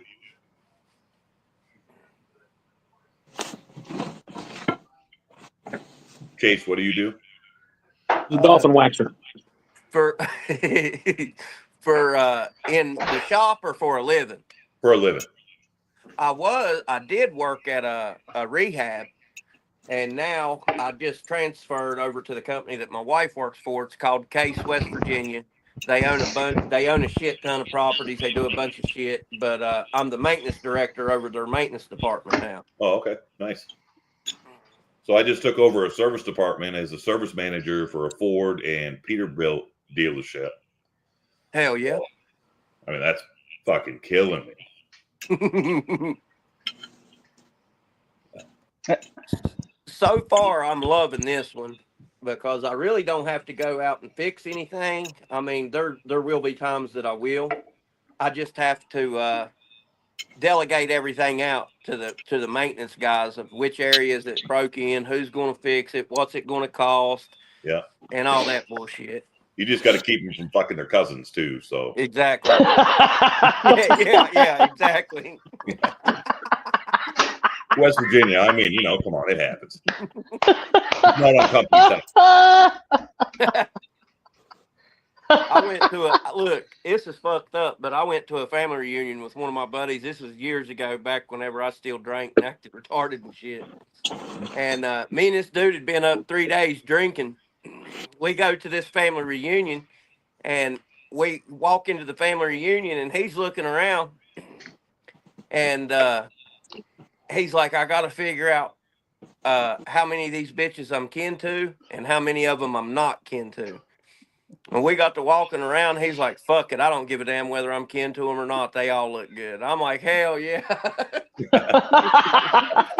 Look at Mike's face.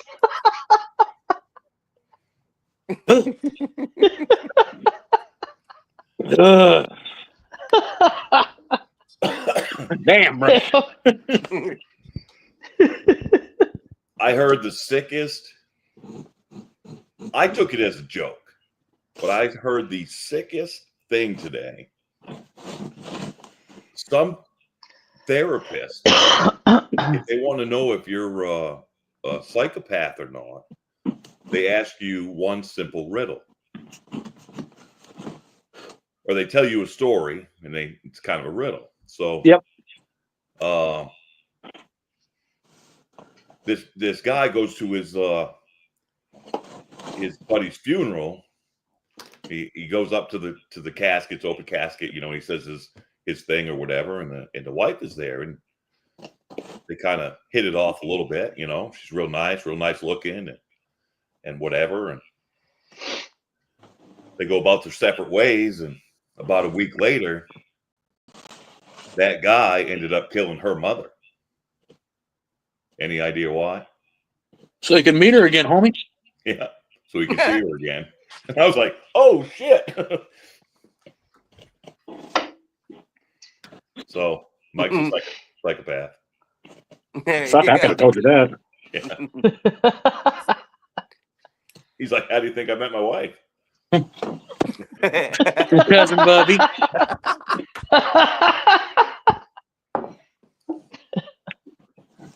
Hell yeah. Yeah, so I found out last weekend that Lee Nielsen is in Maine. Mm-hmm. Oh, you found out last weekend? Yeah, I'm like, no shit. Okay. Yeah, it's in Maine. I talk about it with Brad all the time. He's like, man, you ever come here, we're going there, bro. Yeah, so I can't make it there because they're only open Monday to Friday.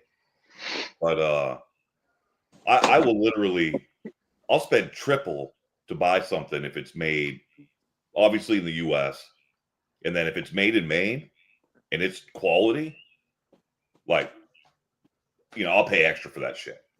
So I thought about it, and I'm like, man, $300 and something for a fucking hand plane that I could go down to Lowe's and buy a piece of shit, for $20-$40 or whatever. I'm like, I don't know if I can do it. I don't know if I can spend like $300-$400. The more I look at them, and I'm like, you fucking did it, didn't you? When I clicked on this live, and I'm looking behind Mike, he's got all his chisels and shit. I'm like, why am I'm just doing it. I got to get into the hand tool stuff, Sorry, man. Yeah. How long you been in this live? What'd you say? Maybe. How long has he been in the live? Maybe 15 minutes, right? Yeah, I came in about 15-20 minutes ago, probably. Yeah. He's probably you've been in like pretty much the whole time though, right? Like maybe like 30 minutes. I was about 45 minutes late. Yeah. Oh, you missed it. You missed it then. Oh, you want to go? Hey, show him again. Damn, my hands so are getting heavy from. Rat. They're hurting from lifting these heavy, high quality tools. Oh shit. Yeah. You getting a workout, homie? Fuck! Turning his Fuck. arms up and just moving this filthy shit. All right, so Show him the Robert G in toes, here. Arnold. Arnold. So if you remember a couple like probably 3 or 4 streams ago, Robert G brought up the whole Hondui tools. Yeah. And we brought him up and we're like, Hondui, making fun of him and shit. So we was checking them out during the stream and we're like, fuck, they make shit for cat's Moses. We probably shouldn't make fun of them. Yeah. So I got to checking them out and everything, and like just by shits and giggles, I sent him a fucking video of me like doing some crazy ass chisel work and stuff like that. Nice. Guy got back a hold of me, told me like, hey, yada yada, make a list of some stuff you'd be interested in. So I threw a fucking grocery list at him, thinking I might get lucky and he'd send me one tool. Right. Well, yesterday my package arrived, and this fucker sent me everything on the list that I fucking put on there, and they're sponsoring my channel now. What was his email address? His name is Leo. So right off the rip here, little fuckers. What do we start off with? Oh yeah, we'll start off with you. But how many subs do you have? Like 2,300, almost 2,400. Okay. Yeah. So, man, look at that. Oh, this is a heavy little bitch. She's stout too. Beautiful. Oh yeah, like this could be a sexual apparatus. It's so damn pretty. Yeah, I mean, turn That's it. two $100 bills. Nope, turn it handle up. Oh yeah, you can fucking pound it out. I knew that was going somewhere. I was waiting. If it would hurt so bad, I'd beat my cheeks with it. The grass part and let her have it. And then this is their dual edge chamfer. It's got the round over and the. I just saw that. I done no special favors, fuckers. Hell yeah! But it's got the. What is that now? It's their double edge trim plane. Oh, okay, yeah. Oh, that's It's got beautiful, the round dude. over on this side. God, that's reversible beautiful. blade, and then this side is the 45 chamfer. Yeah, nice. Woo. That's probably my favorite thing you got, dude. Yeah. That's fucking wonderful. Tell Leo can that I do a will do chamfer. special favors for tools. He will do special favor for tools. I'll make sure he knows. I like that one because you can do a chamfer with, any old plane. I mean, you would have to be super steady-handed, but you're not doing a round over. Nah, You know what I mean? I can do a round over with a draw knife, but I can't. I done a half-ass round over on a scrap piece of birch that I had, and it does like the perfect B-board round over. Yeah. And then this right here, they just released this a few months ago. This is their all-in-one super-duper sharpening kit. They call it the sharpening system. Like you can set the angles on it for like different skews and all that shit like that.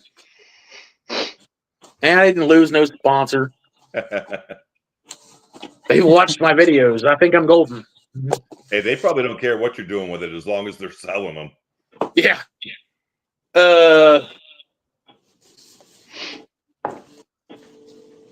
They just released this not too long ago, but it's their fret saw, coping saw thing. I want that one. It's party. That's my second favorite thing. Now, They got I don't know, but I think you should loosen that blade up when it's stored like that. I don't know, but.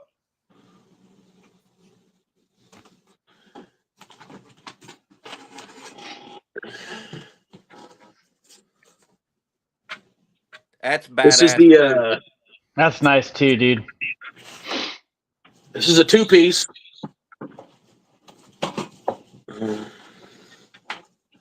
Goes on top of your fence. It's got a spring-loaded tensioner that goes down, holds the wood down. Like everything on this shit's overbuilt, like nobody's business.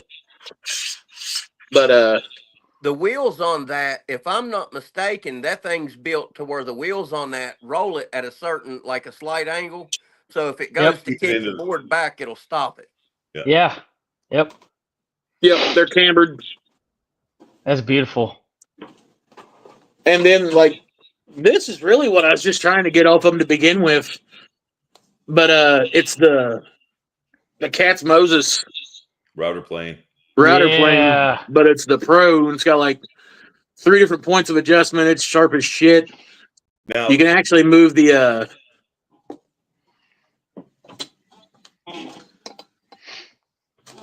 got a full different setup for a depth stop and all that stuff like that. But what's that typically run? huh? What's that run for a price? I'll give you actual prices right now. I'm wanting to say that's either $189 or $289. Yeah. Do you have links up yet for affiliate or anything? No, I literally got their stuff. I just announced it in this live stream. Yeah. I think he said he's gonna do a review on all the stuff. Maybe he'll probably put all the links. Oh to yeah, the most stuff, definitely. Right? Yeah. Well, if I'm going to order one, I want to make sure you get the credit for it. You know. Yeah, for sure. Yeah. All right, the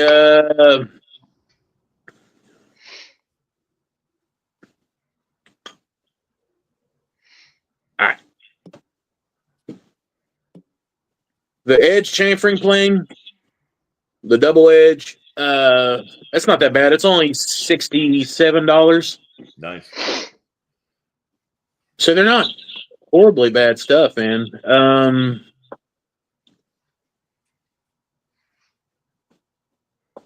The coping fret combo saw. That's $179.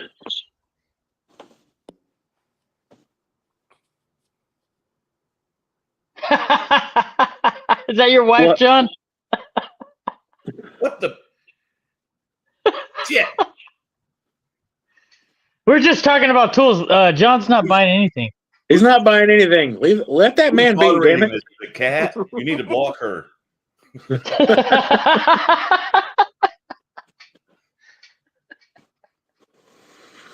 Jeff, you put caught. The KM. No. Okay, yeah. The KM17 plane with the narrow blade set bundle. It's $245. It's not bad. Sorry, though. $242. I'm sorry. They said that's comparable to the Veritas one. Yeah, everything I've read said that this one is comparable to the Veritas, and a lot of them say that it's better than the Veritas because not only do you have, let's see if I can get in here and show you, it's kind of weird to do on this camera angle. You've got this lock right here. You've got a lock over here. You've got your adjustment here. And then you've got a lock on the back. So once it's set, that shit ain't going nowhere. Where's the mallet? But even so I'm on the Lee Nielsen page. The router plane's 250. So I mean, yeah, that's comparable for sure. Mm-hmm.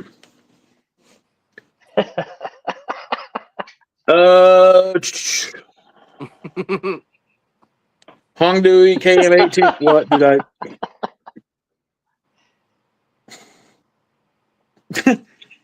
Jeff's funny. Jeff. Hongdui KM18 chisel mallet with removable heads. You're looking at $62. So the chisel or the mallet's actually cheaper than what I thought it was. Yeah.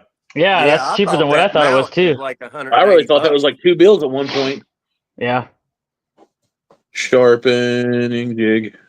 Yeah, the only mallet I have is like a cut off piece of walnut out of my scrap bin or something. Nah, fuck that. I got several mallets, and one of my most prized possessions in this shop is my honey mallet. Yeah, I got that honey mallet. I was gonna build one as a video, but there's so many videos out there building mallets that I was like, fuck it, I'm not going to do that. So I just didn't even build a mallet at all. I still watch them, dude. I'm going to make a dead blow mallet. And the sharpening jig, The one that I got is $119.99. That's not bad. Those are awesome prices.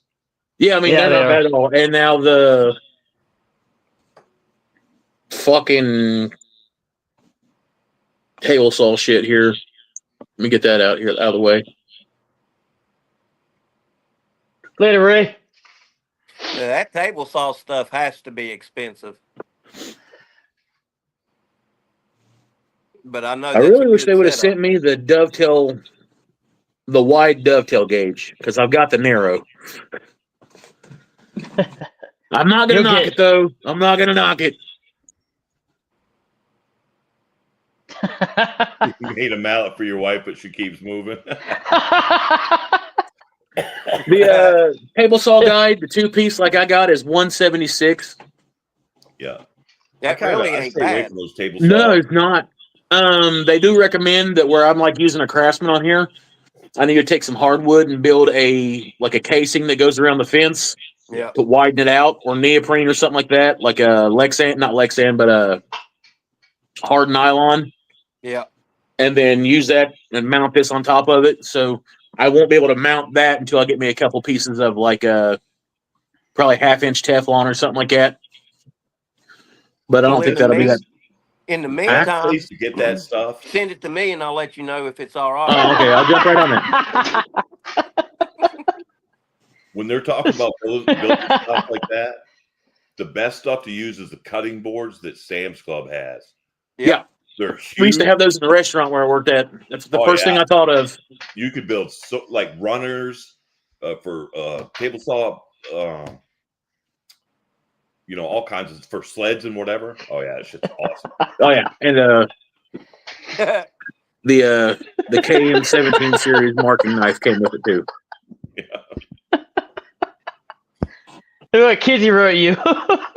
Who, me? That's a lot of BJs. Hell yeah. One for every $1, Kizzy. Oh my god. Jesus. 1,800 of those bitches. Makes my throat hurt holes. Looks like your calendar is full, my friend. Can we stop so I can get a drink or something?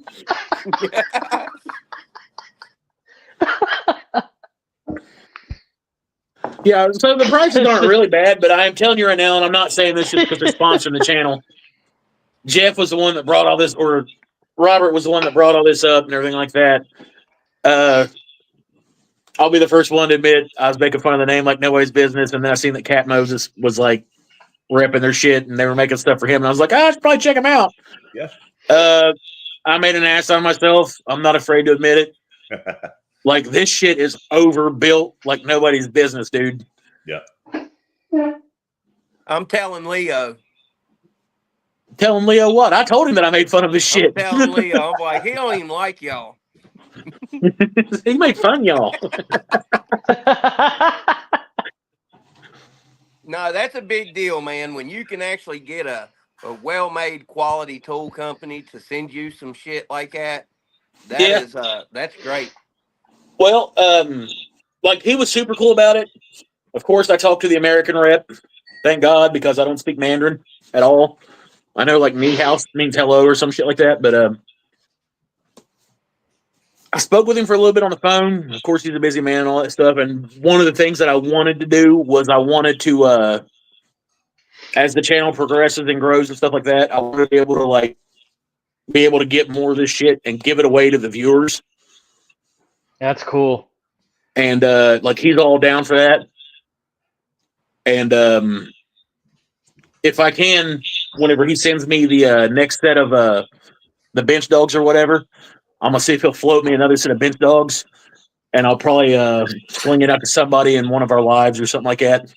Hell yeah. Or see if I can get him to float me like a one of the fret saws on the low or a cheap or something like that, and I'll send it out.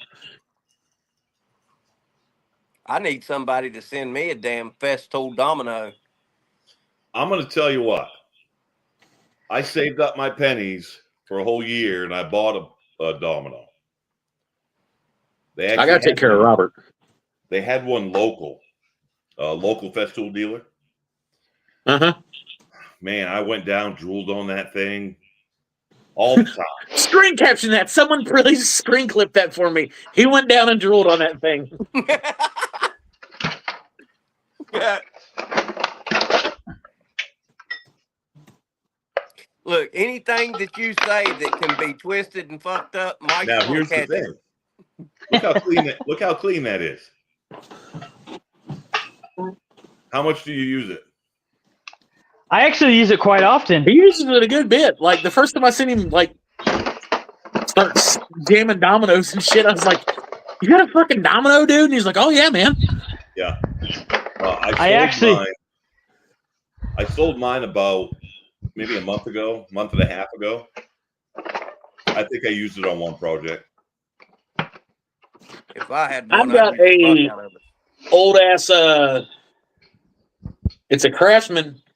It's not a domino, but it's like the Section 8 housing of the domino world. Like you blast that fucker in the side of it. It's a biscuit fucking launcher or some shit.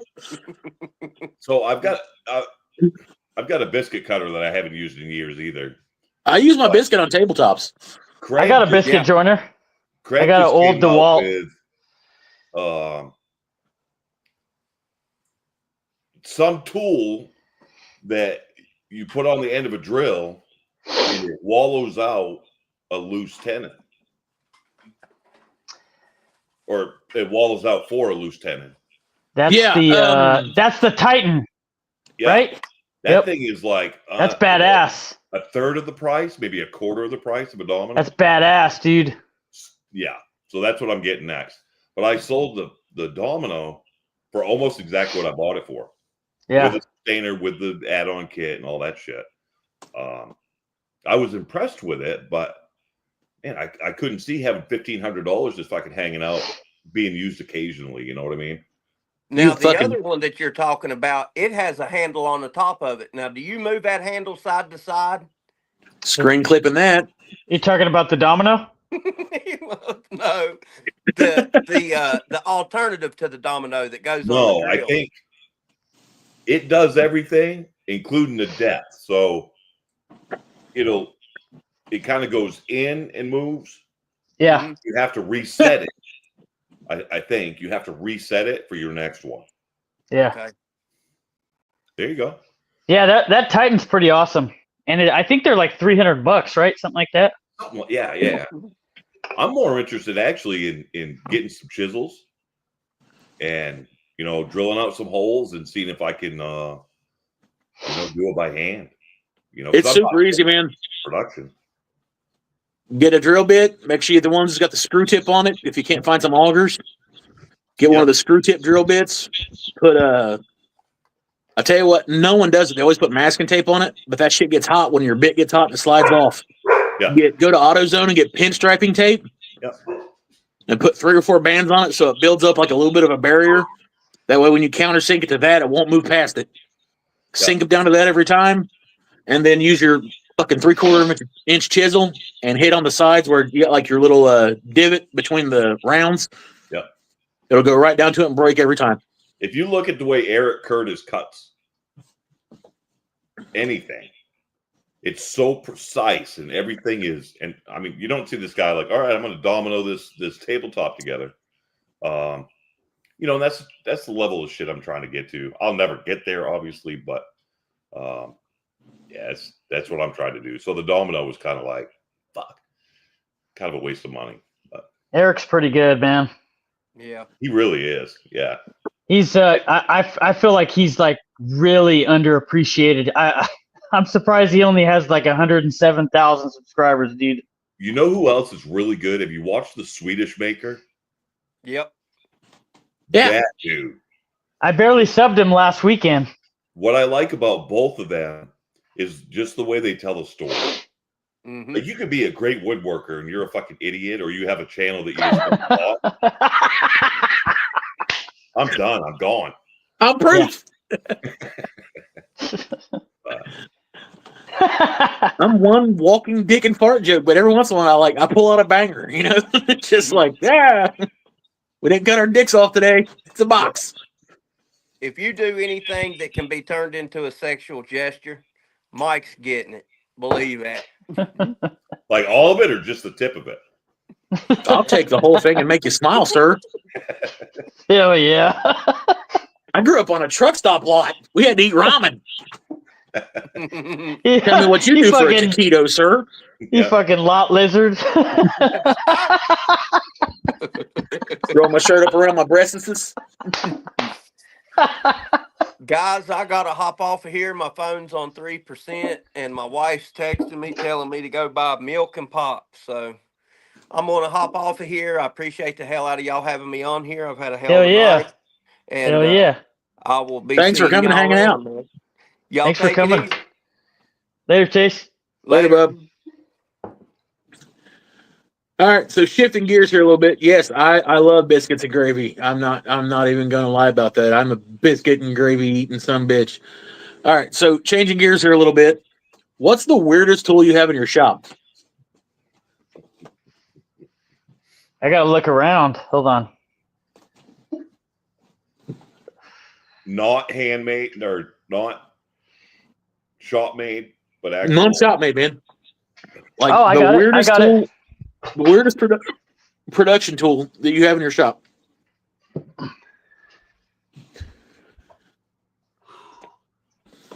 You guys in the chat too.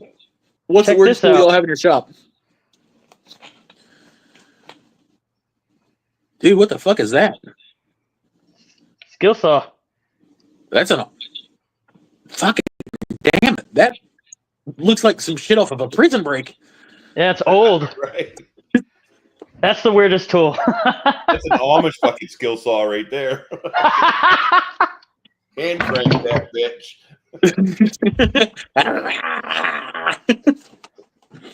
Oh, kickback. Old Jorgensen compound miter saw. That is manual. That's pretty cool. This is my favorite one. This is a 43 skill saw. Oh, that's worm drive too. Yeah. That's pretty cool. It That was your fucking grandfather's, right? Yeah, it runs good too. Oh yeah. Hold up. Kizzy, you got to specify what you just said. Like, is it like a back vibrator or a something else vibrator? Weirdest tool, chainsaw attachment for a drill. I don't use it. My family member got it for me for Christmas and it never used. Mine would have to be the pantograph. I have never used it. I want to break it out and like actually use this thing, but apparently you have to have like an 8-foot area to lay this thing out on top of a table and use it. But you like that had to be used in the Saw movies. What the hell? It's just making fun of your Saw, dude. It's a pantograph, dude. 20 horse with a chain brick. What the fuck? No, like you hook a router up to it or whatever, and then like it sets way up here with your block of wood or whatever you're working in, like locked into place, and then like down here on this end you have a template that you can like draw up or download or whatever, and like you got to reduce the size of it or all this stuff, but you can like trace around it with this stylus that comes anchored in this arm. And through like a series of levers and cantilevers and stuff all the way up here, it moves that router around on a piece of wood and carves it. But you can do like different depths and stuff. So it's like pretty much the predecessor to the CNC machine. Yeah. Huh. I have one. Whenever my father-in-law passed away, it was one of the many, many tools that was in his building that I took. I wasn't going to let it go to waste. It's still in the original box. It looks like it's still sitting on Sears' shelf. I've never used it. I want to use it, but I've just got to figure out like a time and day and a table big enough to lay it out to use the damn thing without tearing my arms off. So that'll definitely be a video. I just don't know when I'm going to get to do it. I don't know that I have any. I take so much time when I'm thinking about buying a tool. It took me 3 years to finally buy a bandsaw. When I still need a bandsaw. Huh? I still need a bandsaw. Yeah, and I've thought about it for 3 years. Like, I really need a bandsaw. Like, I don't know.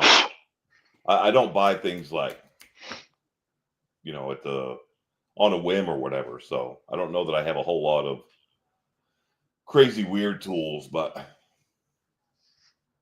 That's a big purchase, though, man. That's a big purchase. You know, you but gotta. even smaller stuff. I bought some. I wanted to have a couple of chisels around, so I just bought some cheap ass shit from Lowe's. For at least, Dude, I'm telling you right now, before these sponsors started like coming home and talking to old dad, I was a Harbor Freight shopping VEVOR dwelling fuck. Oh yeah, I think, and I wasn't afraid to admit it. Like, I think it was Ardito from Timber Designs that kind of gave me a little bit of flack there for a little bit because I was using VEVOR chisels. Yeah. And I was like, dude, I bought a full set of chisels for like $20. They're made out of decent steel. I had to sharpen the shit out of them, but now what I they do the job. If I buy something at Harbor Freight, you know, obviously you see the flaw in it right when you start using it. Yeah. But you kind of test out, like, am I actually going to use these? Even if I had a quality set, would I still use them? Would they serve their purpose? Are they worth maybe triple what I paid for these to get a better set? So you kind of, you know, test things out. You know, VEVORs or VEVORs. VEVORs, you can't buy VEVORs, sir. Damn it. You can buy VEVORs, but your wife will get pissed, and then the ones that are cops dressed up like they're in a VEVORs, they put you in cuffs. I'm just saying, don't do that. I gotta stop talking to the computer because I look like I'm fucking stupid. You gotta talk to this camera. Yeah, too much shit going on. No, like, I'm a big proponent of buying like used tools. Like, I've said that in all my videos and stuff like that. Obviously, but even like power tools, like, I'll buy used power tools and I'll rewire them and fix them and everything like that. Yep. Just to, like, that way, one, I know how they work if shit goes south, and two, it's way cheaper. Yep. Now, I will say that I bought the Hercules miter saw. I did buy it brand new from Harbor Freight, and that thing's a fucking tank. Yeah. Like, but I looked and read every absolute possible review on it before I pulled the trigger on it. And that was probably the biggest purchase I made. It was like $300 almost, or it was like on sale during their parking lot sale. And it was normally like $300, and I got it for like a little bit below that. But since then, I think my biggest purchase has been like $20 for one of the planers that I had to restore. Other than that, like, luckily I've had some people sending me planes and tools and stuff like that. Yeah. So I can't really knock it. Never buy a new tool. Used are usually better and well built. I agree. Yeah, I buy a lot on Marketplace. Really. Yeah, there's always some dude that's like needing pain pills that's willing to sell his grandpa's tools, as messed up as it sounds. You know, some of the smaller stuff, like a marking knife and you know, stuff like that. If I know I need one and I'm watching a video and the guy's like, "Hey, I got a bunch of links down in the description." If I go down there and I'm like, "Oh shit. Oh, he's got a marking knife. Like, I've been looking for one of those. He's got a link for it, you know, through Amazon." I'll pick it up, you know, just to support, you know, other YouTubers and whatever. So sometimes I don't really care so much about, you know, who manufactures it or whatever. Jeff S., there are absolutely no estate sales around here anymore, unfortunately, and yard sales are like a thing of the past in this area, unfortunately. Every once in a while you'll find one, but it's like usually a bunch of crap.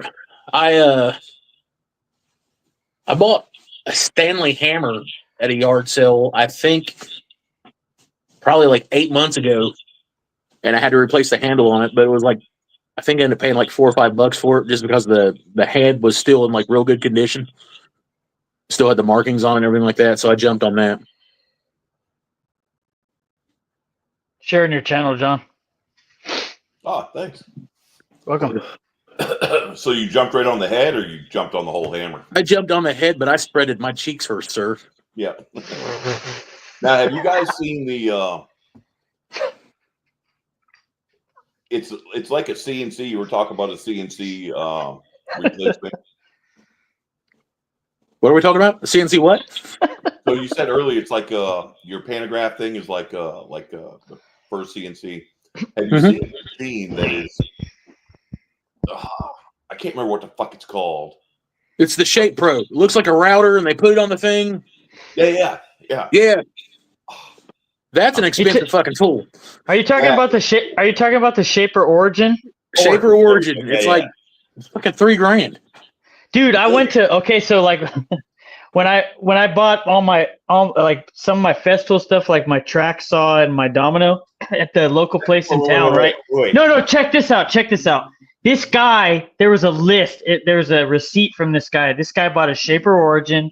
He bought fucking a domino 700, a 500, and then he had bought like a saw stop table saw, and his shit was like $12,000. I was like, holy fuck, Man, so you need to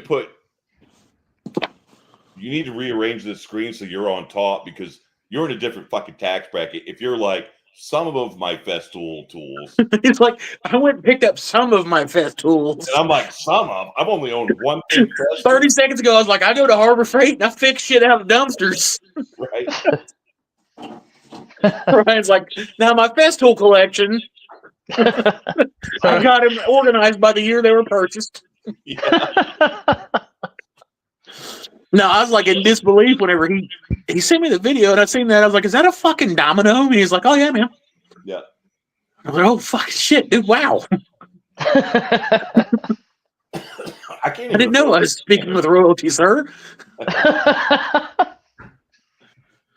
Hey man, when I save up and I fucking want a tool, I go for that shit, Oh yeah. Have you ever regretted any? No, hence that that's in there. Hence that bandsaw in the back. Oh, that's a nice one there. Yeah. I'm gonna end up picking up another one because I'm tired of changing the blade. I pretty much leave a 3/4 inch resaw blade in, and I'm in there trying to cut circles with the fucking thing. So. Yeah, I have a big ass resaw blade for this one. I think it's either an inch or an inch and an eighth. Yeah. It's a beast, motherfucker, and I took it off. I was like, you know what, I'm gonna keep my other blade on, my 1/2 inch blade. That way it's a little bit more versatile, and I don't have to, keep changing them out. Because I don't do a ton of resawing with the big blade, so. No. Like I don't think I'll ever be like a famous woodworker or anything by that matter, but I would like to have a tool named after me. Like preferably not like a spiculum or like a butthole spreader, but like an actual woodworking tool. Yeah. Like named after me, like that would be the shit. Get you one like $10. It's Resin Works double that. No, kids, I'm a grown ass man. I'm not buying a fucking dildo. So basically, you just want like a mallet, special designed. Just call it the whacker.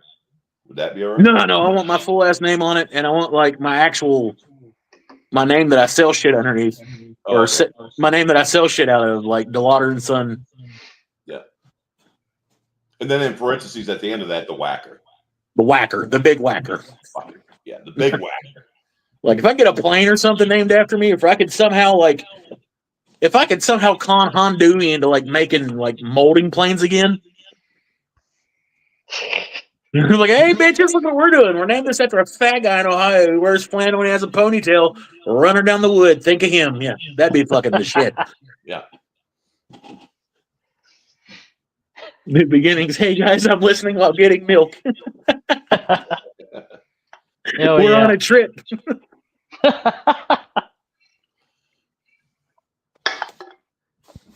Oh. Want to make real money? Invent an easy system to change blades in a bandsaw. Yeah, that does suck ass. I will say, Jeff S., you're the norm of big guys. Or Mike, you're the norm. What's the norm? I'm thinking Norm from Cheers. I say, is that like? Are we talking about the guy from fucking Cheers? Yeah, you fucking guys. New Yankee Workshop. I'll take it. Oh, okay. Yeah. I'll take it. So the New Yankee Workshop YouTube channel last week played their last episode. Yep. Yeah, I saw that. Yeah. I was like, holy shit. And that's, I mean, I don't know how many videos that is, but A lot. a lot. Yeah. Well, a lot of sleepless nights were Yeah. we're taken care of there, man. Yeah, Norm definitely put in his time, man. Yep. Inspired a lot of people. Gave a lot of people Yeah. hope. Yeah, he was awesome. He was. He's still alive. Don't say what was in past tense. No, I mean his show was awesome. He's still alive though. Can't Sorry do about me like that, damn it. I should say Norm's show was awesome. And he definitely did inspire a lot of people. And still does, Yeah. I'm sure. Yeah. Continues to. But You know who inspires the shit out of me? April Wilkerson. Ever watch her? Yeah. who? April Wilkerson. You write this shit down. Hold on. That's the most motivated fucking chick I have ever seen. Who is this? She does a bunch of woodworking, but then she does like so much crazy other shit. Never heard of her. Yeah. You know who I recently stumbled upon? Have you ever watched Laura Kemp? I don't think so. Yeah, she's not bad. She's pretty good. She's has almost 900,000 subscribers. Nice. She's pretty talented. Who's the chick that she talks with an accent? She's got like fake blonde hair. Shows her tits all the time. I don't know about all that. I mean, sawdust and splinters or some shit like that. Yeah. She's always wearing a tank top and shit. Like If she can get a fucking successful YouTube channel, I've still got hope. Yeah. Because she's just like fucking just oblivious to everything going on around her. And I'm like, what the fuck, dude? I look at it like this. There are people that have YouTube channels. All they do is show themselves eating food. They don't talk. They don't do anything. You'll click on one of their videos. It's just a dude eating a fucking cheeseburger. And they get millions of views. And I'm like, are you kidding me? I don't know.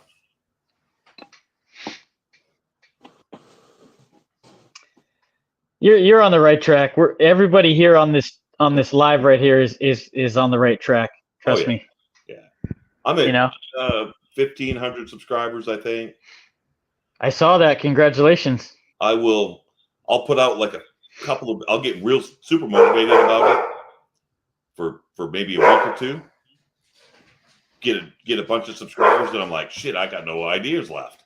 So, it'll be a month before I'll put out another video. But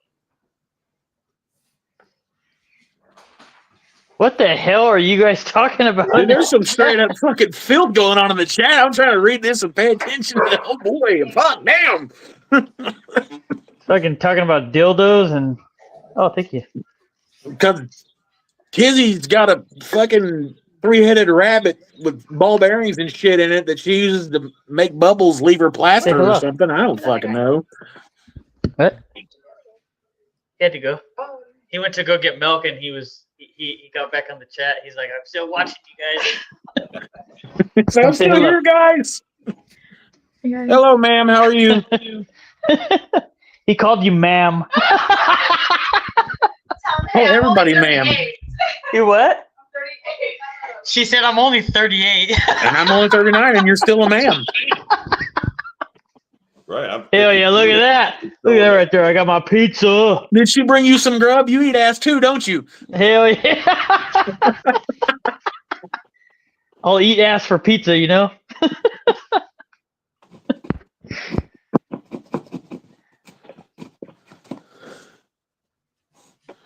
Oh, I didn't see this. You see this comment? Which one? Porn Wood Channel, Naked Sawdust. What the hell? What the fuck is going on, dude? There's enough of those channels out there. There's one that I love their content. They have great content. The fuck you watching? Hold on now. I'm waiting. It's a chick and her husband. They have a sawmill. I know who you're talking about. Yeah. So every thumbnail is her in fucking yoga pants with her fucking ass hanging out and shit. And I'm like, how many dudes are just like, click? I don't care what the title is. And they're obviously not me, because I don't know what the fuck you're talking about. They have good content. I'm not knocking their channel. They have good content. Something River. Maybe if I get some yoga pants, people will start like watching me and shit. No, I will. My nuts all bunched up like a conch shell, wearing my flannel. Leave Wiggles alone, Mike.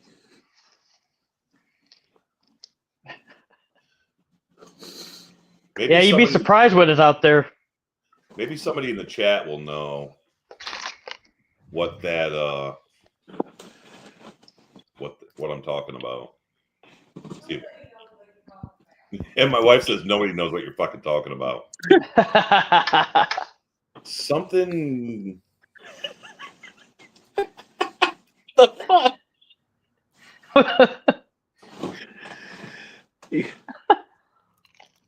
Don's Woodshop. Use yoga pants in the whack shack. We'll do it. So I'm thinking me and one of my BoCal sponsored hoodie or flannels, a nice set of good black yoga pants, all tight around my nether regions, and my nuts bunched up like a conch shell right in the front. Just sawdust landing on them, getting like a good shadowing effect. What the hell's wrong with y'all? Every one of y'all have that image in your head now. Thank you.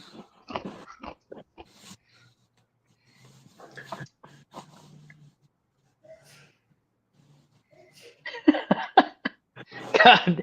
Hey, we got some awesome people in here, dude. They're fucking like got some crazy ass fucking minds, dude. Sawdust and Splinters. I'm subscribed to her, I guess.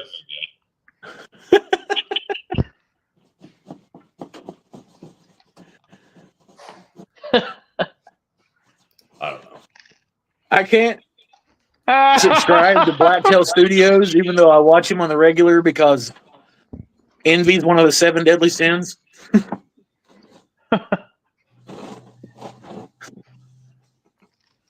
And that guy's just a badass. Yeah, he does make some pretty nice tables. However, I am about ready to unsubscribe to John Malecki. Why?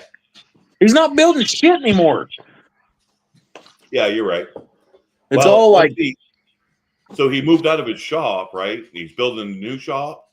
No, that's a Bourbon Moth. John Malecki... No, Bourbon Moth did it, but then I think John Malecki did. No, maybe it's there's somebody else that just sold his place. He's building a new shop too. I don't know. Okay. I know that he's like not like he's not building shit anymore. It's like, hey, let's make these drills fight, or let's buy a pallet of shit and unload it. Like, they don't build anything anymore. You know, the other day I was reading I read a few of the comments in one of Bourbon's videos, and people were giving him fucking shit because he's building stuff for his cabin and his house. They're like, you need to go back to woodworking, like real woodworking. And I'm thinking, what the fuck is he doing? I'm thinking, like, what the fuck are you? Who the fuck are you to tell this guy what the fuck he's supposed to build, dude? Yeah. doing Like, the come fucking on. the epitome of woodworking. He's building a fucking cabin. I will say though that 12-inch fucking joiner that he has from Powermatic. Oh my lord! Who's that? Bourbon Moth? We talked Oh, about this dude. last week. God damn! Talk about every fucking week. Now, did you see when he built the vanity for his cabin? I love the way he did the beaded accent, like around the doors and the drawers and all that shit. Yeah, dude. Fucking awesome. That's why I want, coming back full circle. Yep. That's why I want the old school fucking molding planes, dude. Yeah. Because they come in sets, and you gotta use like Ooh, that was hot, son, bitch. Whew. That was a hot ass use, like, jalapeno, bro. there's a formula to it. Like you can use like a fucking 2 evens and 2 odds from different sets and put them together, and it'll make like the old crazy ass 8-inch wide Victorian style crown molding. Yeah. And like there's only 2 ways of getting that now. Either A, you can have some jackass carve it, which you got to be a bastard like toolsmith to do, or Yeah. B, you can get some dude that's got a specialized bit, like that dude up there in Eureka, California, that carves that shit. But if you got just those hand tools and the time to do it with just those planes, you can do that. That's why I'm trying to find those. Yeah. And that's cool and all. If you're talking about molding, I'm buying a shaper. That's my next thing I'm getting, dude. Because you can there's a lot of companies out there that'll custom build you shaper bits.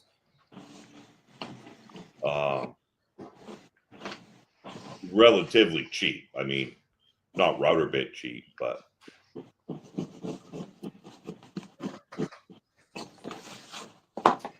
I was looking through the Grizzly catalog, and most of their shaper bits are like really similar to price as most like good router bits. It's crazy, man.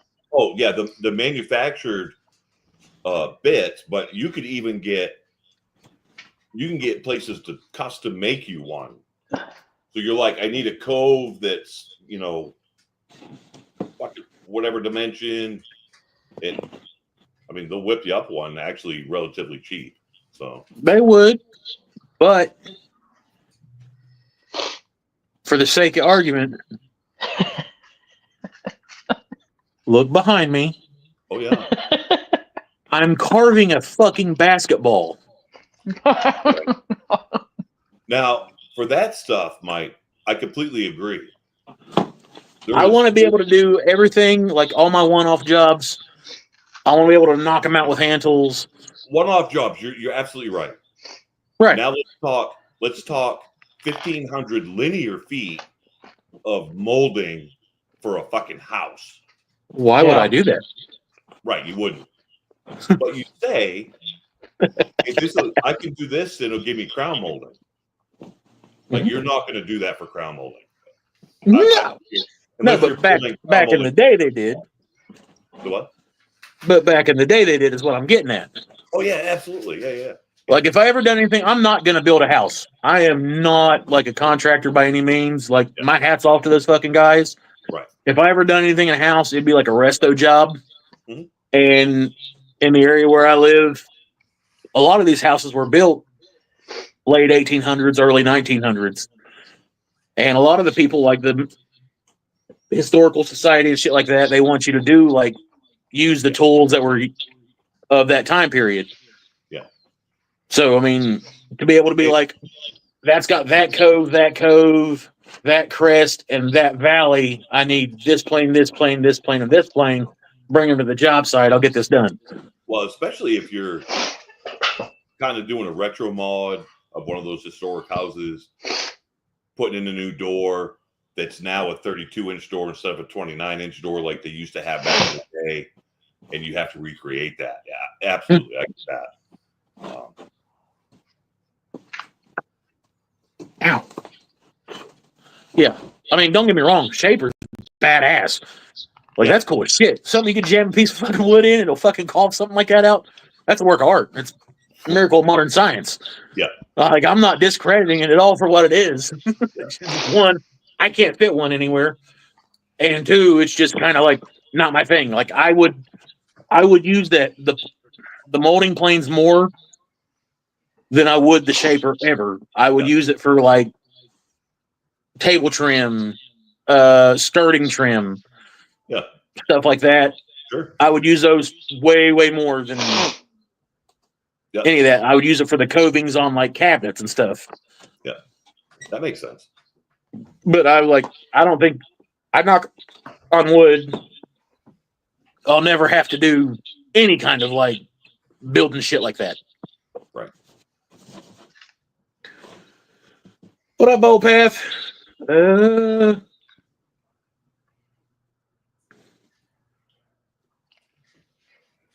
Yeah, Ryan still eats on camera. I just gave up all hope and to date in front of you guys like the fat hog I am.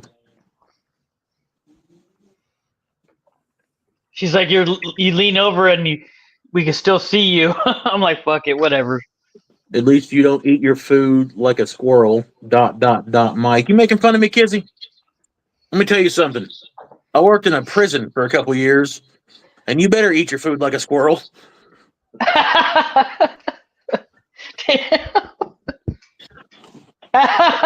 what he wrote. Wacky Shacky can build anything with pickets. I can, and I actually thought about building a bucket with pickets. Just to build it. I want these expensive router planes so I can make a picket look like fucking crown molding. Yeah, I mean, I fucking hate pickets. I've got like 4 left over here, and I gotta use them for something. I hate those fucking things. I'm real bad at math, apparently. So when I was buying all the shit to make those pillar planners with the things on them, I bought a few extra just so I'd have them, and I figured I'd have like 2 extra. No, I've got like 5 extra, and they're just fucking sitting there. And every time I look at them, I get a little salty about life.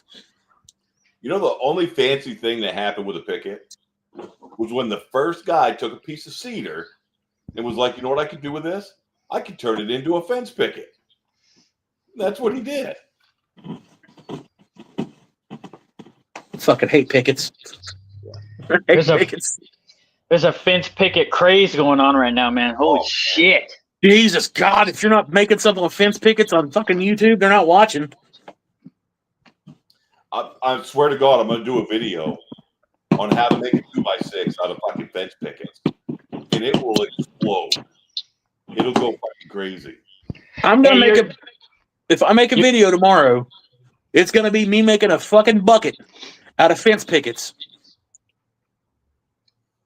And I just want to see how it'll go. Like, you can have a bucket. You can have a bucket made out of fence pickets. You can have a bucket that you just made out of fence pickets. You put flowers in your front fucking yard. I'm gonna do it's easy as fuck. I'm going to do a title that says, what can I make out of fence pickets? Right? ... Like all blurred out. And I'm going to build a fence. We'll build a fence. Yeah. You can be like a certain YouTuber and build a whole fucking channel around it. And then at the end, you're going to be like, you motherfuckers thought I was going to build something out of fence pickets, huh?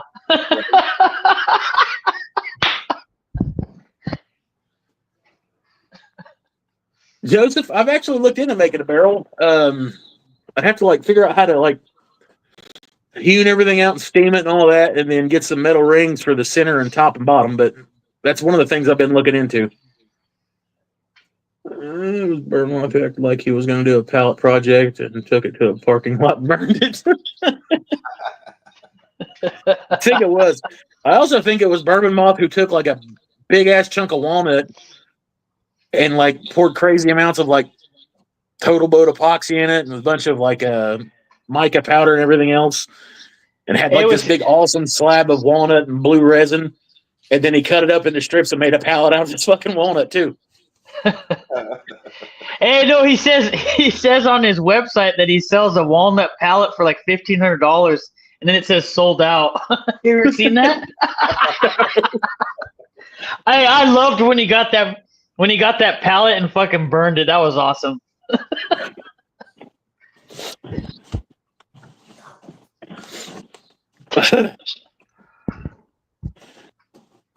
Yeah, I think I'm pretty much anti fence picket. I don't think you'll ever see me do some shit with some fence pickets. I can't do it, bro. It's Can't not fucking fun. do it. I hate the way it feels. I can't fucking do it. Like for me, it's hard enough. Like it was hard enough. Like, cause I'm like a big project guy, you know, like big builds. Like I really had to transition into these small builds, like just to like kind of have a variety, because I like love big fucking builds. That's just my shit, you know. Like, you know. And the problem for me is I want to, like, even with my small builds, and I know that everybody's built everything, but like I want to try to make something that's semi-unique, you know? So it's like sometimes it's a challenge. Yep. Like serious, you know? It's like just being honest. If you had fence pickets and you had them for like the honey's a perfect example. My honey's handmade. Whenever he got them, he planed them down. He made them look like regular wood or whatever. Like, I guess they're regular wood, but he planed all the fucking crusty shit off the outside of them so they didn't like annoy you when you touched them. And then he used them as like a learning experiment. Like he was testing out different like techniques and stuff on them. If you want to do that with fence pickets, by all means, it's a cheap ass chunk of wood. It's set at a certain width and thickness consistently. Do your thing. If you're just going to do that because you can buy that and it's cheap and you're going to fucking try to make $1 million off of it or base a channel off of it, fuck you. Yeah. If you're using it to mock up, you know, some box joints or just using it as a strap or, you know, yeah, it's awesome. But I don't know. Like there's some people out there with some serious talent and their videos are just, I mean, show the whole process to make this beautiful fucking piece of whatever. Then you got people that are like, you know, here's my twist on a fence picket fucking birdhouse, and they get 6 times the views, right? Because they say, oh, you can sell this for $150 all day long. I don't know. You can find a lot of fence. I feel you on that one, John. I feel you on that one. I built a cherry. This fucking Jeff. You're damn right, Jeff. It's called fucking trash pickup, homeboy. Trash pickup.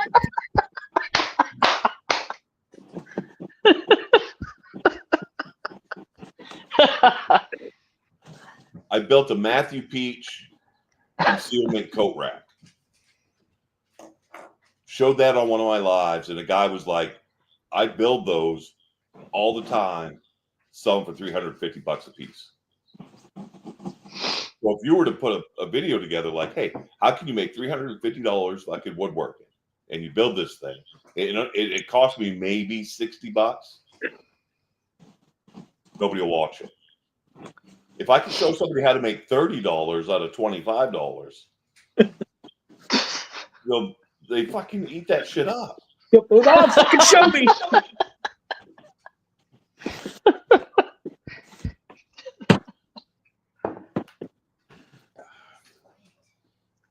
Just some of the shit that just damn it. And you never see like, and I could be wrong on this, but you don't see Katz Moses like 15 smalls will sell tomorrow. You're like, no, you don't see that. Katz Moses don't give a fuck if you buy any of this shit. Right. They're Katz Moses people that are searching for quick, easy ways to make money woodworking.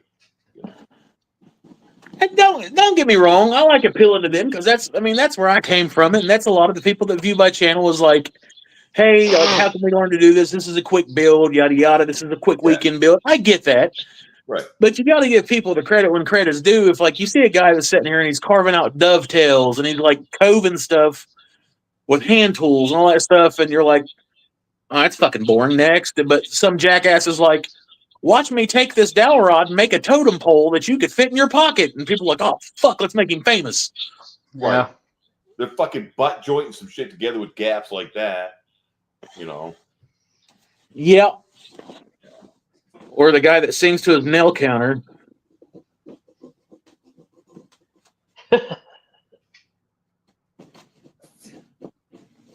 Still haven't got a response back from him yet. From who? No. Who's the boss? Oh. Yeah. I don't think I'm going to. No. Yeah, but you might not. He might reply to you when you get to like 50,000 subscribers. I might reply to these nuts. Yeah, you're basically a nobody to him. I don't give a fuck. I'll be a somebody when I put a boot in his ass. I can go to Lowe's right now and buy pine tuba 6s. Hell yeah, 7.3 Woodworks, 731, or whatever that guy. Run them through the joiner and planer. Run them through the joiner and planer and cut them down, build some beautiful shit with them, and make hundreds of dollars. Completely blocked him. I don't see any suggestions for his videos either. That, you know, and it bothers me to say this. He might actually have some actual talent. Maybe, I don't know, because I've never really seen him do anything like woodworking. I've seen him fucking do some straight cuts on some pallets and glue them and nail them together. But he might actually have some actual talent. I don't know. I mean, he's got a nice shop. Yeah. Maybe he's just like a fucking total savant. He's figured out the algorithm and just makes fucking fence picket videos or something. Because how many times have we talked about that fucking dude? For weeks we've been talking about that dude. And bad publicity is still publicity. Yeah. I had never seen him like really at all until the whole Barndo Boy thing. And then I checked out his channel and I looked at like maybe one or two of his videos like just to see what he does, and I'm like, oh man, okay. Yeah. You know. I just figured it was just a shame the way he treated like probably one of his fans. You know. Yeah. Someone who I didn't like that. I don't really care about what type of person he is really. I cared about how he treated somebody that could possibly admire him, and probably, you know, he didn't if he, for whatever happened, he didn't, Barndo Boy didn't mean to, like, you know, do anything negative. He meant it as like a nice gesture, like he probably looked up to him. Yeah. Type shit. Not like, oh, I'm gonna go steal this guy's shit. Like, I don't know. I intentionally stole his shit.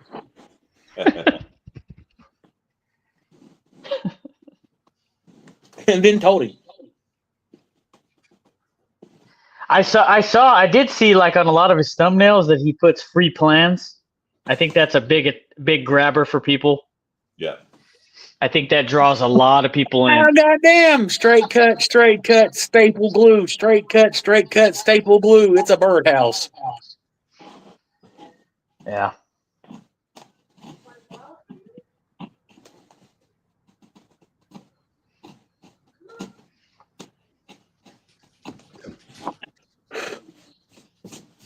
Well, it's done. It's done? It's a fucking basketball. Yeah. 3 more to go.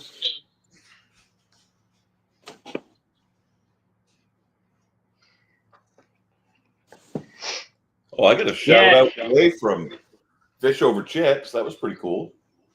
Oh, you did? Yeah. That's pretty cool. Nice, man.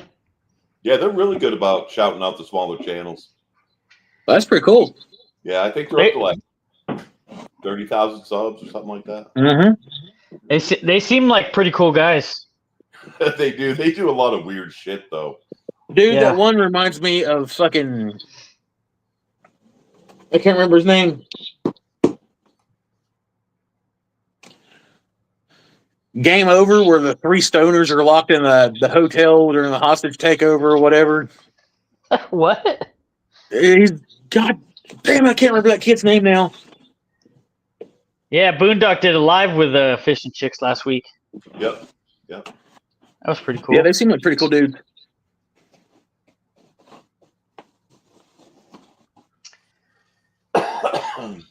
You gotta come on our live sometime, Boondock.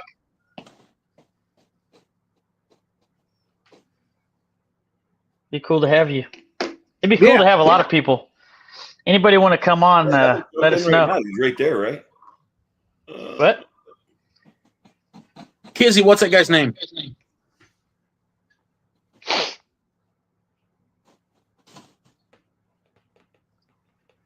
Let me see. Does anybody watch Joe Rogan? Sometimes. I do. Okay. So Kizzy, so when Joe Rogan is like, hey, he looks off to his right and he's like, hey, fucking whatever the guy's name is. Jamie. Find that. Like, bring it up, right? Yeah. That's for you guys. That's what? That's Kizzy for you guys. Yeah. Yeah. Usually it's me saying, what the fuck, Kizzy? But he said some off the wall shit, dude. Kizzy could be Young Jamie. That's his name, Jamie. He calls him Young Jamie. Yeah, that's it.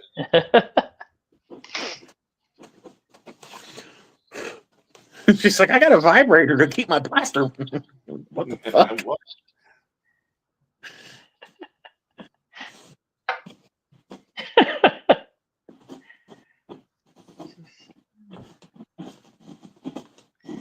What do you guys think about that? What do you guys think about that phone line thing that Daniel does on his lives? What do you Have mean? you seen that? No. Well, Yeah, pretty cool. He has that burner phone. What do you guys think about that? I like my thing that I like that he does is those noise buttons. Those are pretty funny. I've ordered a set of those. They still haven't came in yet.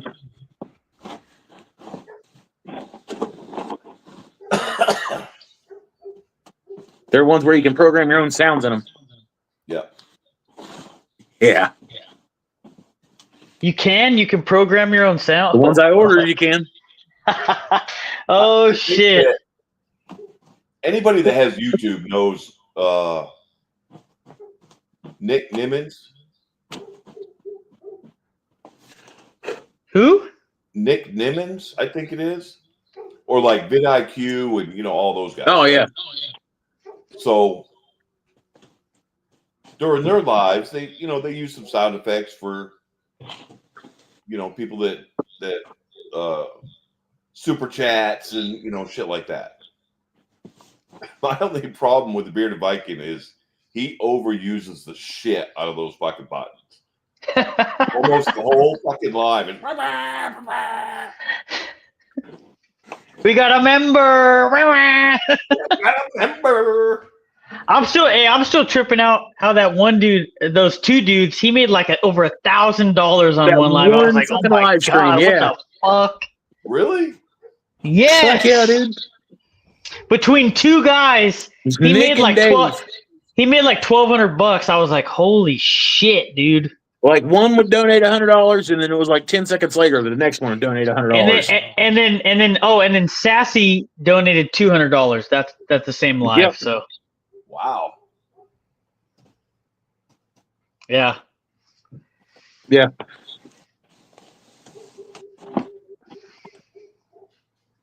It's crazy shit.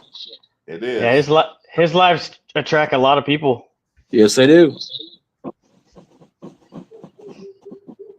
And unfortunately, really, most of his lives, all he does is just talk to the chat, which is good to a point, but I don't know.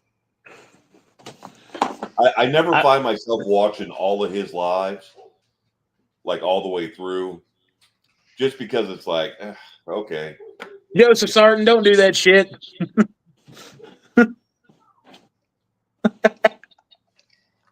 And that's how it starts. Oh, it's a super chat. No,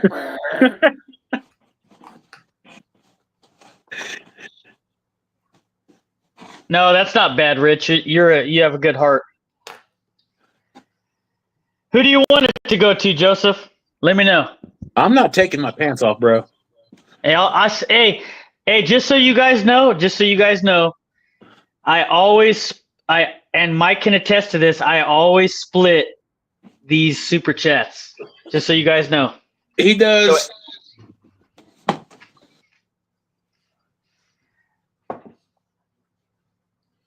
He does. Fucking kid, you're crazy, dude.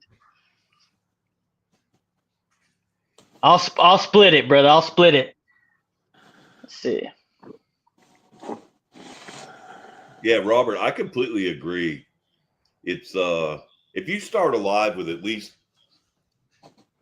some kind of this is what we're gonna kind of loosely talk about. You know, maybe it's woodworking, maybe it's hand planes, or you know, something, and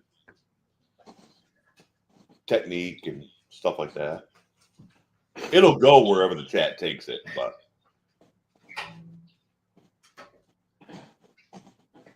I don't think we ever really have a topic of where our shit goes.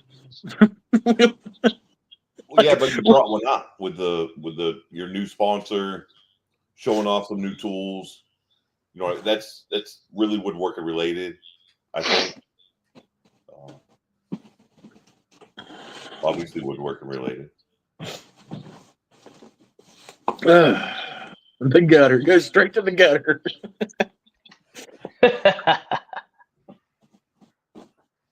In the gutter. We got a dono. Thank you, Joseph. Thank you, Joe. Much appreciated, my friend. Didn't have to do that, homie. Yeah, just you guys tuning in and hanging out. That's just awesome enough for us, man. You know, these lives are a lot of fun. I tell Mike, if I could say which one I like better, making videos or doing the lives, I'd definitely say the lives with everybody. Oh, without a doubt. You know, because there's no thought, there's no stress behind it. Like YouTube just don't pay that well for making the lives. Yeah. And I did lives for a long time by myself, and it's nice to just have Mike as my partner here on these lives, and then have you and tons of other people that are just really fun and like to hang out, you know. And I feel like those get better views if you have a couple people. They get better views than just single, one person lives. Yeah. Main reason is it's a lot of fun. You get to hang out with people and get to know them and see the person, see the face with the channel, and You do memberships, might get a little funny. And if you think about it, when you and Mike do one, you can start the live right off by like, all right, Mike, what you got going on in the shop? You're talking back and forth. Remember back to when you're doing it by yourself, you're like, oh, I'm going to wait until some people get in here. Yeah, I remember that. I remember. Yeah. Just kind of fucking around for 5 minutes. Couple people jump in. It's better if you have somebody to converse with. Yeah, it is. Definitely. Shit, I'm just going to... That's why I almost... doing live. You what? I'm just reading the comments up here, man. Yeah, it was cool, John, that she was joining us and you guys were hanging out. That was fun. Yeah. Oh, that's definitely cool. And you do your lives with her, right? Yeah, we do. Yeah. Yeah, that's cool, man. I like that. That's really cool. They bring a pineapple in and everything.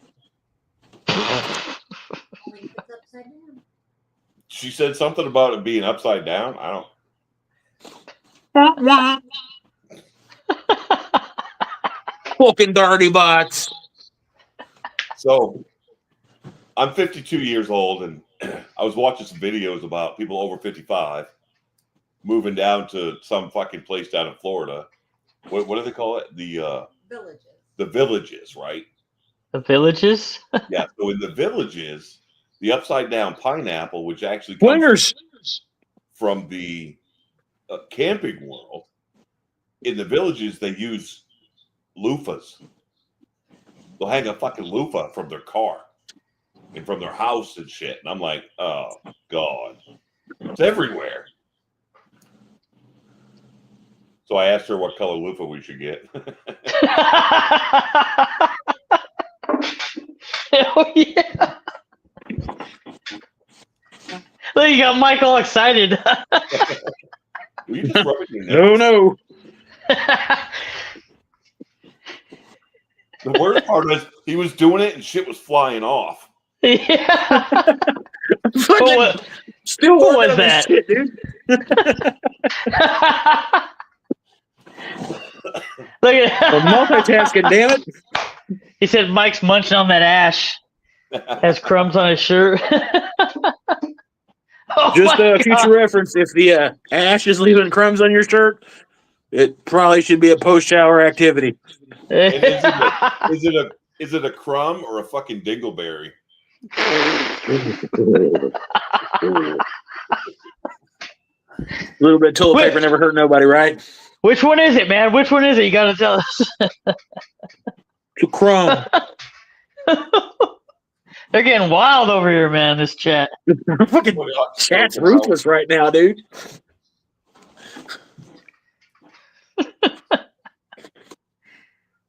Fucking Moyak out here telling Casey to get that thing fired up.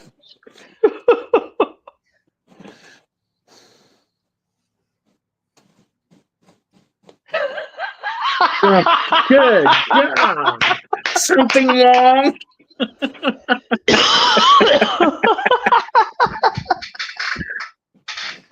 Man, Joe, you're a funny guy, dude. We might have to have you on here. Oh, shit. Shit.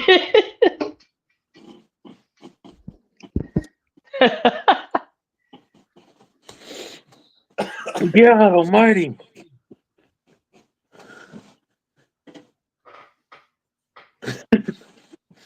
I hope you're not cooking for company or anybody you care about, Robert. We're talking about ass crumbs and dingleberries and dildos and shit. It's like another family reunion. Then Paul came in and touched me downstairs in my no-no square. No square. Where do you come up with this shit? Right off the top of my head, dude. It's all fucked up inside there. Man.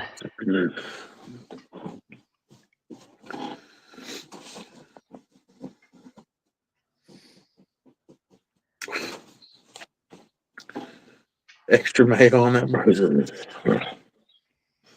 Hey, on a serious note, how's your girlfriend doing, Robert? I hope she gets doing better, man.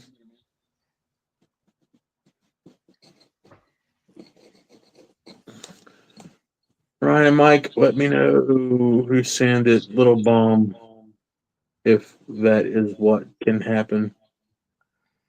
What'd they say? Is this bomb going to blow up? Because I need all my fingers for hand tools. I'm looking back through the chat. I'm trying to figure out what Kizzy is and Mayok's conversation is, because it's always ready. Never know when you're going to need to pop bubbles with Mr. Wiggles. Stand by, I might be in a bit. Mike's going to come in like a big dick in the locker room. He's like, all right, look here, motherfuckers. He said I'm a keyboard warrior. Robert G., I'm glad to hear that, man. Oh, membership bomb. I'm assuming they'll go to Mr. Ryan because this is his actual chat. I think sent. so. I already sent half your way, brother. No, somebody said something about a membership bomb. Do you guys do memberships? Yeah, I do. I do. Yeah. I have a Patreon and I have members on the YouTube channel. I don't do shit with Patreon, dude. I I Patreon set up. I haven't done anything with it. And memberships, I've got to hit the 3,000 fucking, the 3,000, then the 4,000 wash hours. I hover just below it.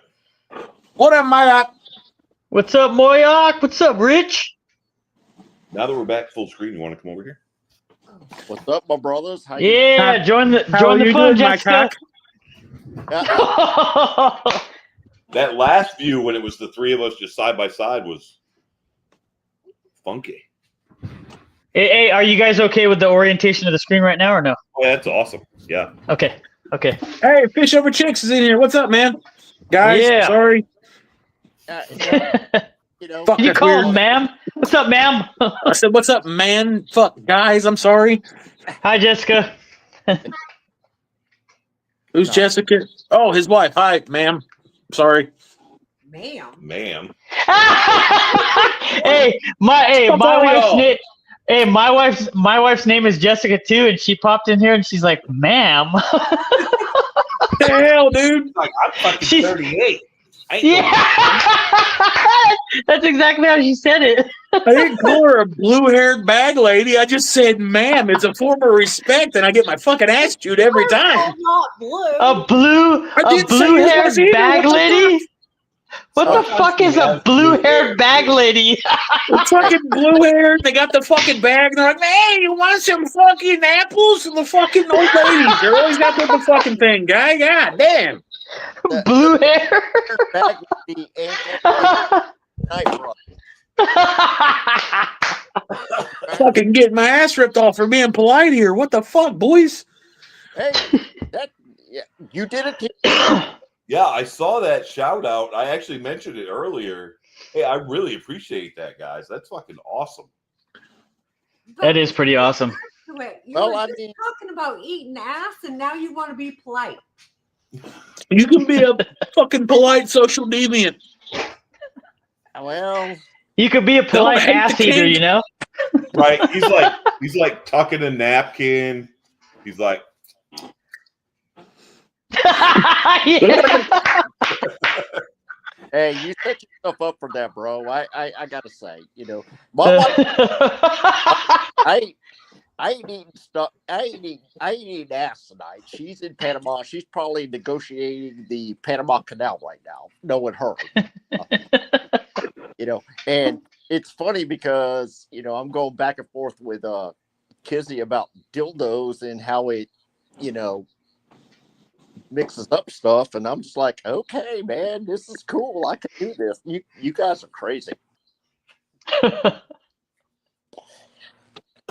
From fucking trees, Kizzy. Yeah. Sorry, guys, I was in the back, so I had to go burn one quick. Nice. My God, you guys are funny as hell, man. This is like one of the funniest lives on the planet. I'm just tired of getting fucking roasted. I'm not even getting roasted for the good shit. If someone would fucking roast me, be like, you nasty bastard, you're talking about eating ass, I'd be like, yeah. I told two chicks, ma'am, on 2 different occasions, and they're like, well, fuck you too, fatty. You know, Mike, you and now, you know, and John Ricker started this. You, Ryan, everybody else on this channel, you know, jumped on the my cock thing. So I've never jumped on your cock, sir. I'm getting every night, so it's a great thing. so far we figured out Mike has only jumped on a head or a hammer. There you go. The very first live, Mike was talking about putting a finger up my ass. Let's just and you know the thing is that he probably would, and I'd probably be almost receptive to it. It's the ponytail.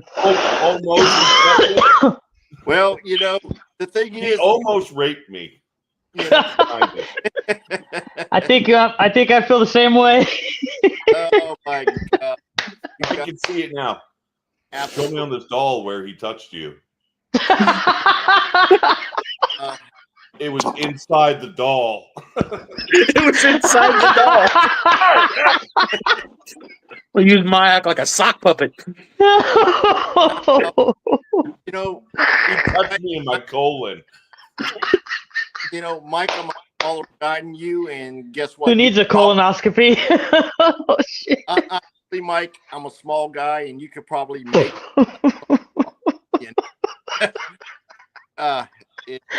It is what it is, bro.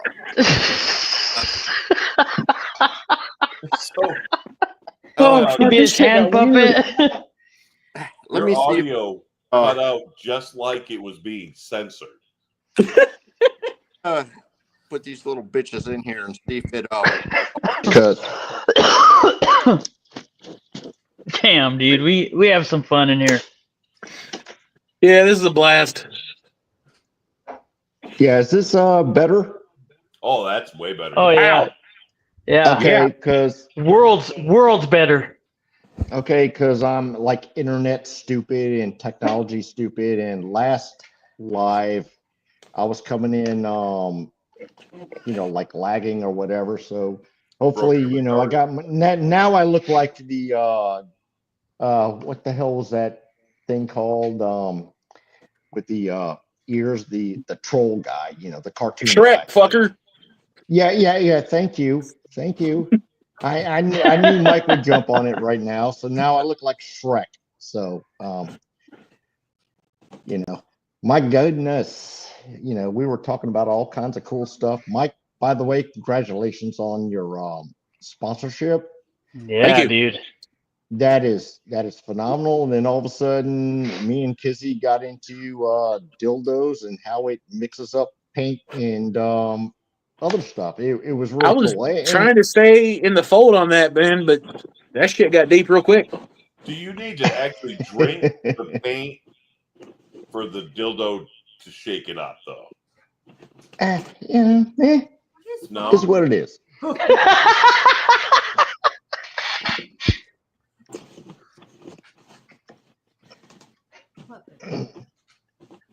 So how was everybody's day?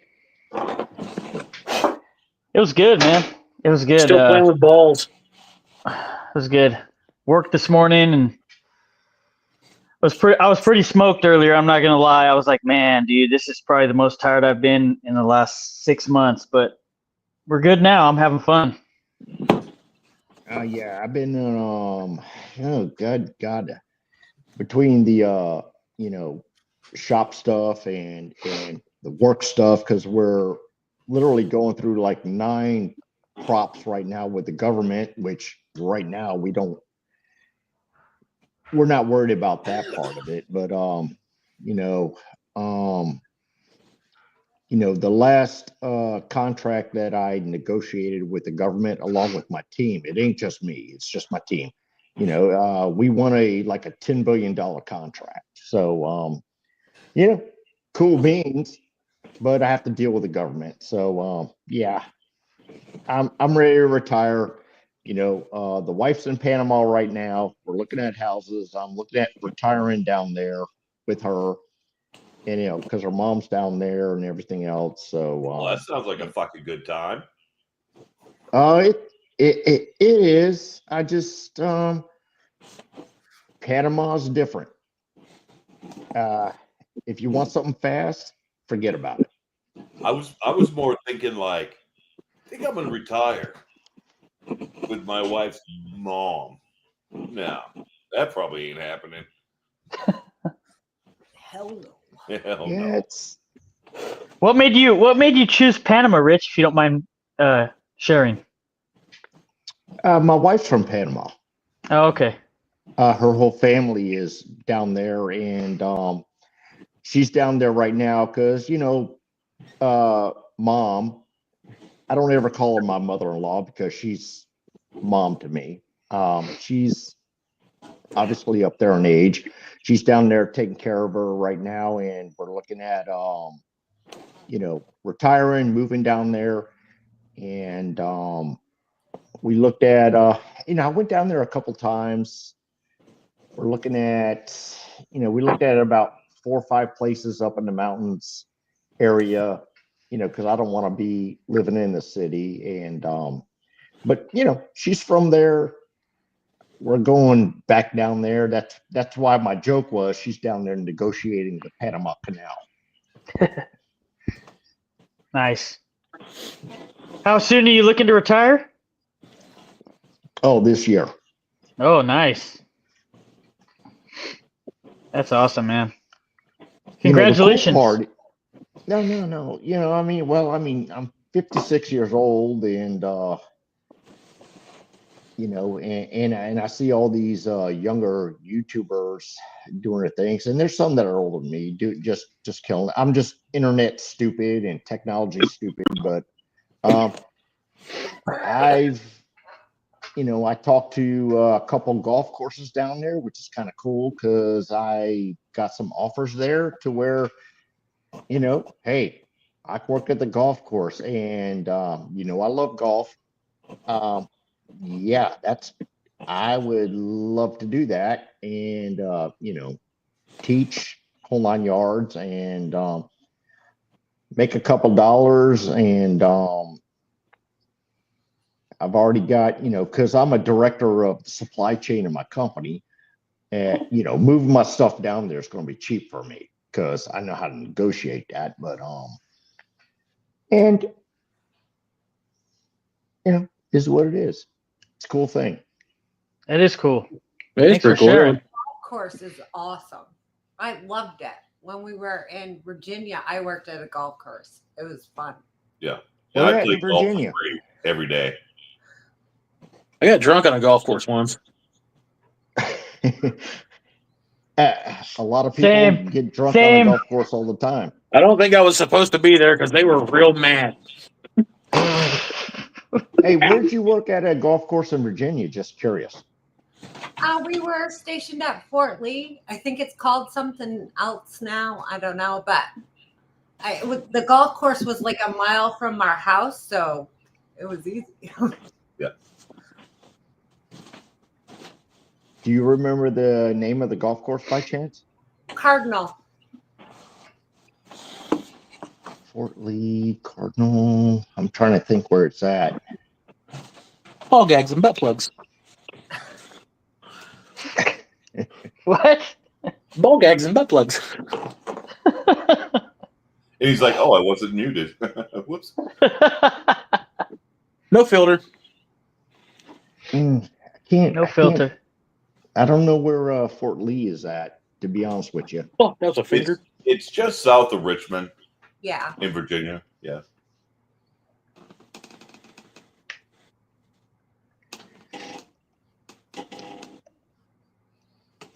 What was right outside?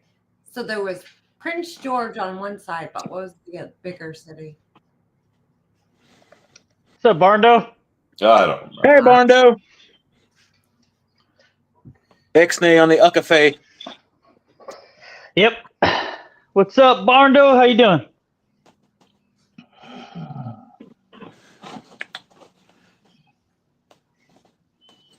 Man, this time flew by. Oh, man, 3 hours already.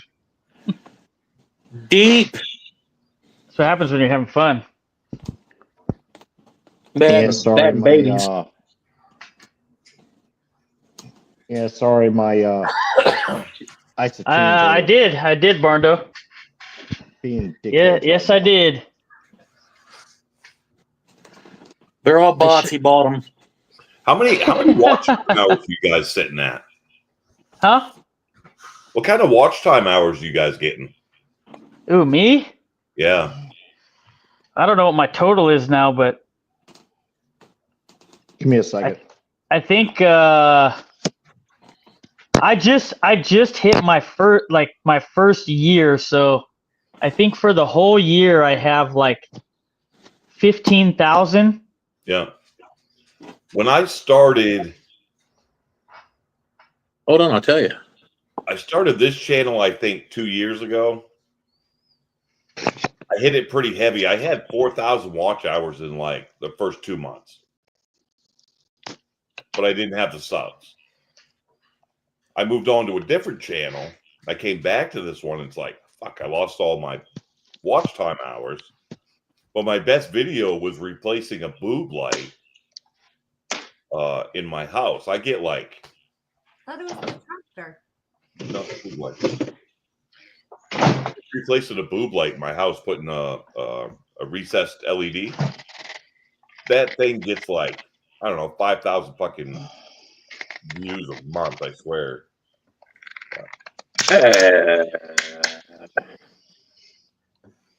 You said 5,000 views a month?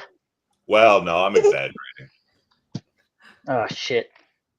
Your video. I'm gonna share your page again, John. They wanna. Hutch wants to know. I'm gonna share John's page, Hutch. Damn, Rocket, you said the butler's ready to eat ass? What? You said the butler is ready to eat ass. Yeah, because Mike was talking about putting his never mind.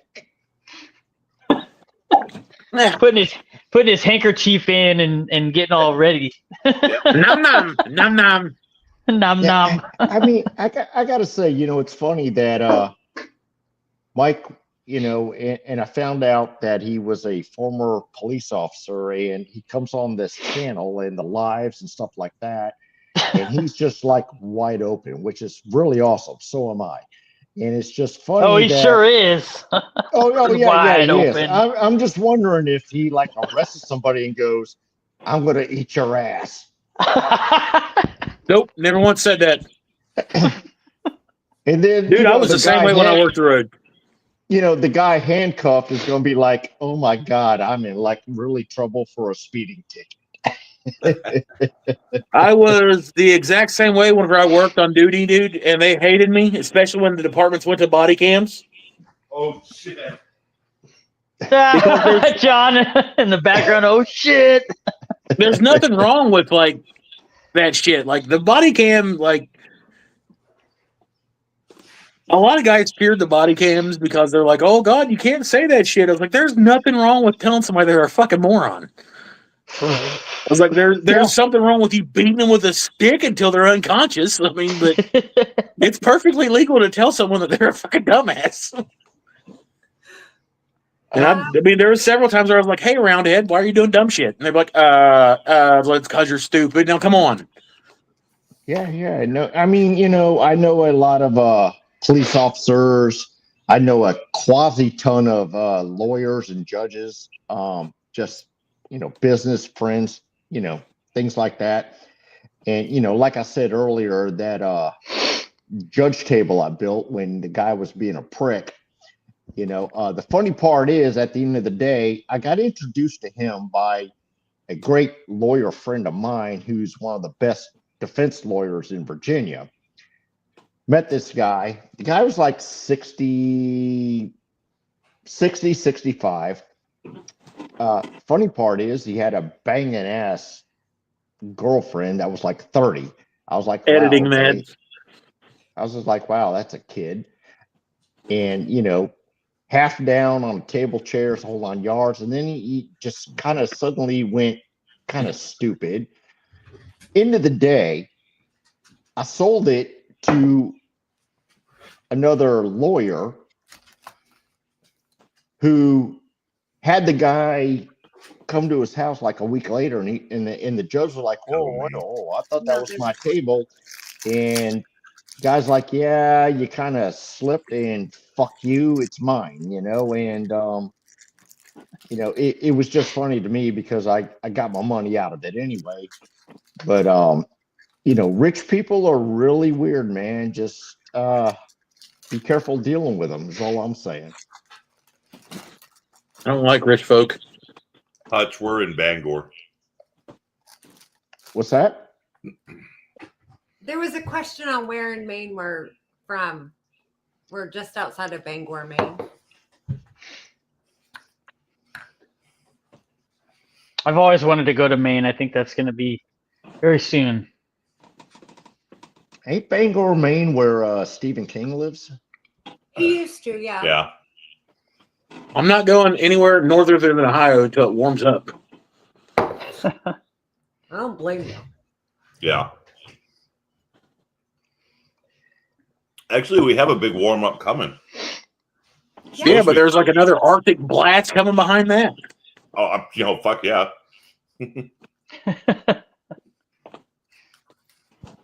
supposed to be like 70 here next week. And I was like, hell yeah. And then they're like, and then it's going to get bastard cold again, guys. Yeah, that happened to me today. I was golfing with a buddy of mine who basically never golfed in his life, which is cool. And you know, it was supposed to be in the 60s. When we got to the 14th hole, I mean, you could see, you know, the weather come in, and it got really cold really fast, and then the rain came down, and we were just like, hey man, we're done, you know.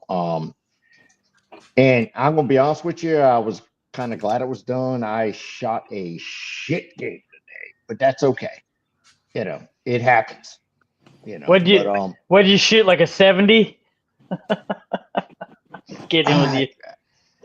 Dude, I'm gonna be honest with you. At hole 14, we played hole 14. I was literally 9 over par at hole 14. That's kind of unusual for me, but I just, you know, with the weather and everything, you know, I can go in the simulator all day, no big deal. But it's a controlled environment. Once you're out there in the weather, it just, man, I ain't gonna lie to you, Ryan. First tee shot, water on the right, and I sliced it right into the Jacques Cousteau Society. It's sitting down there at the bottom of the water like the Titanic. I was just like, oh my God, this day's gonna suck. And you know, it is what it is. You got your good days and your bad days, you know. But you know, the rule in golf is if you were 9 over par, but you had 4 beers, you subtract, I think you double and then subtract those beers from your over par. And that gives you, it's called the handicap, I think. I don't know. What's up, BB? No, you're absolutely right. You're absolutely right on that. You know, when I put it right into the water, and you know, because we had wind and everything else, you know, I just didn't calculate it right. And honestly, the very first tee box, I'm always nervous for some reason. I don't understand why, but we'll get over it. After that, I'm good. But, yep, I put a baby fade on that thing. I was going in the right direction, I thought, but then whoop, right into the water, and then it was like, yeah, okay, but is what it is. And you know, handicap. I just try and play my game, but it was a bad day for me. I think I was like 9 or 10 over or something like that today at hole 14. I was like, oh man, this is just terrible. But it happens. I saw a pro shoot a 13, and I'm talking the PGA Tour. Shot a 13 on one hole, so I didn't feel bad. I just kind of revert back to that and go, happens to the best of us. I just want to interrupt and say, wah, wah, we have a bearded Viking. Oh, Daniel's up in here. Oh, there he is. Yep, I see him.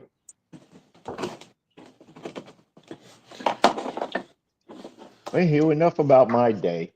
You know, how's everybody else doing? Playing with my balls.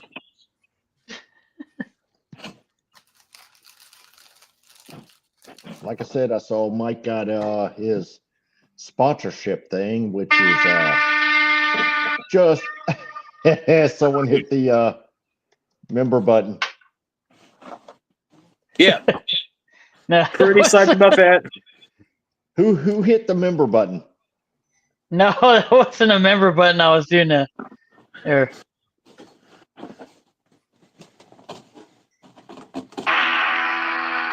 Oh, okay, that's you, Ryan. Okay, gotcha. The Viking horn. Yeah. As soon as I hear that horn, I know I usually associate it with Daniel, that bearded Viking. And when I heard it, I was like, "What the hell was that?" Oh fuck! Damn it!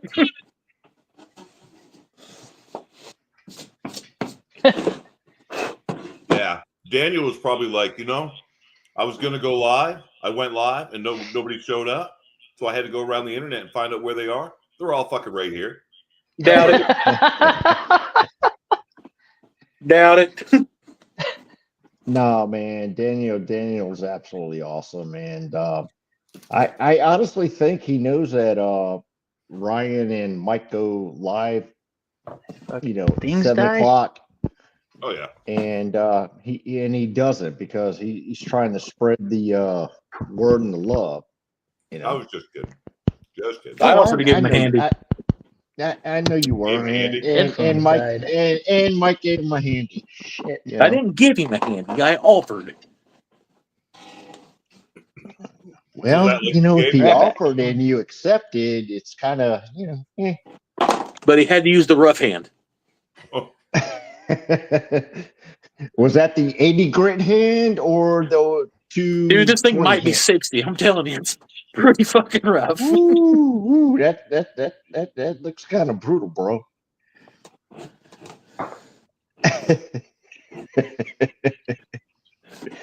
Oh my God, next, that's Joseph. funny. Nice. Thanks, Joe. So Ryan, how was the snow out at your cabin, man? It's nice. Real nice. Is that the first time the kids seen snow? Yeah. First time Riley saw snow and she loved it. Oh, nice. My wife started like shoveling on the deck a little bit, and I was like, no, don't shovel right there. Like, leave the snow, because if she falls, it's better for her to fall in the snow, not the icy deck, The icy Oh, what? so you let your wife shovel snow and you didn't do it? No, come on, man. Yeah, I had to break her balls, man. I had to break her balls on that. Yeah, she loved it though. It was like the snow was perfect too. My other daughter, she woke up really early. She's like, yeah, it started snowing at like 4 a.m. I was like, man. And when what the hell were you doing awake at 4 o'clock in the morning? she wakes up early like every day, and when it starts snowing like right at the beginning, that's the best time, because it's just so nice to see like all the snow just blanket the ground. It's cool. Unless you've been staring at it for the past fucking 3 months. Yeah, no, yeah. I mean, for me, it's really nice because if I'm not in the mountains during the winter time like that, like I don't really get to see snow. But you guys that obviously have snow in abundance is kind of sucks, It's horrible. But for me, it's cool. We end up with all the tourists that want to come up here and see snow for the first time. They can fuck off. Wait. Hold on. You're in Maine, right? Yeah. Okay. I'm in Moyock, and all the northerner tourists, they to go to Outer Banks, they have to come through my city, and traffic is absolutely murder. The running joke here is, hey, between 9 and 2 on the weekends, you don't travel, right? Yeah. So, and a lot of the tourists are from the northern states.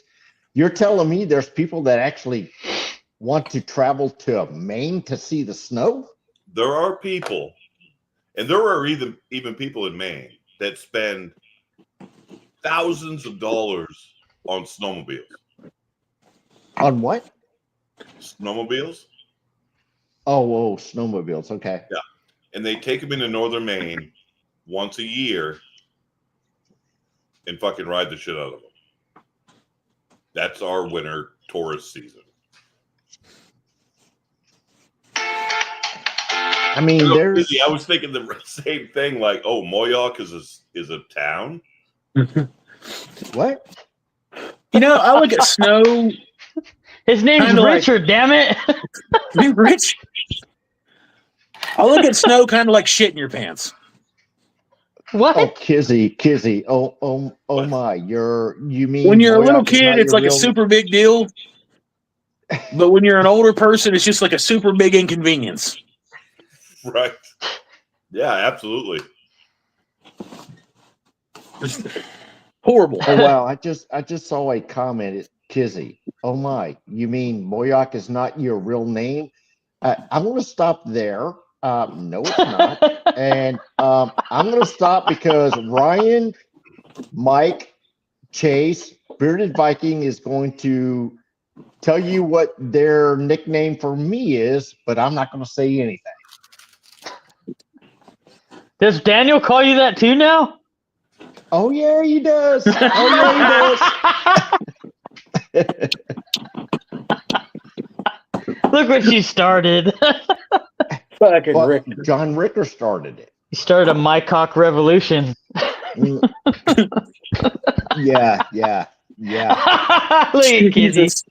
Kizzy puts a cock. Yeah, Chicken. yeah. I'm sorry, Miss Kizzy. My name is not Moyak. Oh, now she put the. It looks like The cock. Can you imagine? Oh my God. Can you imagine growing up through school with a name like Moyak? Well, after talking to you guys, no, and I thank God for that. It's like after talking to you bastards, no. I knew it. I knew an Asian guy in high school, and his name was Too Long. I was like, damn, that sucks, dude. Oh, your dick too long. Hey, when I was in the military, back in the They before wrote you guys dinosaurs. well, yeah, when I was a dinosaur before you guys were born, there was a guy. His name, I shit you not. His name was Ducal Dick. That was his last name. Ducal Dick. Ducal Dick. Ducal Dick? Got a bunch of them around here. D-I-C-K was his last name. Now, my original name is Richard, and of course, I get the Dick, Dickhead, whole 9 yards. The funny part is that his brother and his sister, because their parents were so funny, the brother was named Harry. Harry Dugal Dick. The sister was named Anita. Anita Dugal Dick. Damn, those bastard parents. Like, what's that show from I was Canada? like, man, I'm Those surprised. fucking bastards. I was That like, sounds like oh some my You poor God, kids, man. dude. That's okay. And the parents were some of those hippie things. Oh yeah, we got Ducal Dick. Now we got Harry Dick. Now we got Anita Dick. And I'm just like, dude, you just ruined their lives. Yeah, It's funny dude. to me, but That's fucked. It's fucking hilarious. I don't care what you say. It's not my name, but it's fucking shit. That's actually All a right. Letterkenny episode. If you've ever watched that show, Yeah, the Amish family. the Amish family, the Yep. Dicks. The The dicks. dicks? The Dicks. daughter's name is Anita Dick. Oh, that's fucked up, dude. Oh yeah. That's so fucked. oh, wait, that was an Amish show? No, it wasn't an Amish show. It had some Amish on it. Jesus The God. Amish shows never hit TV networks. Oh, I was gonna tell you.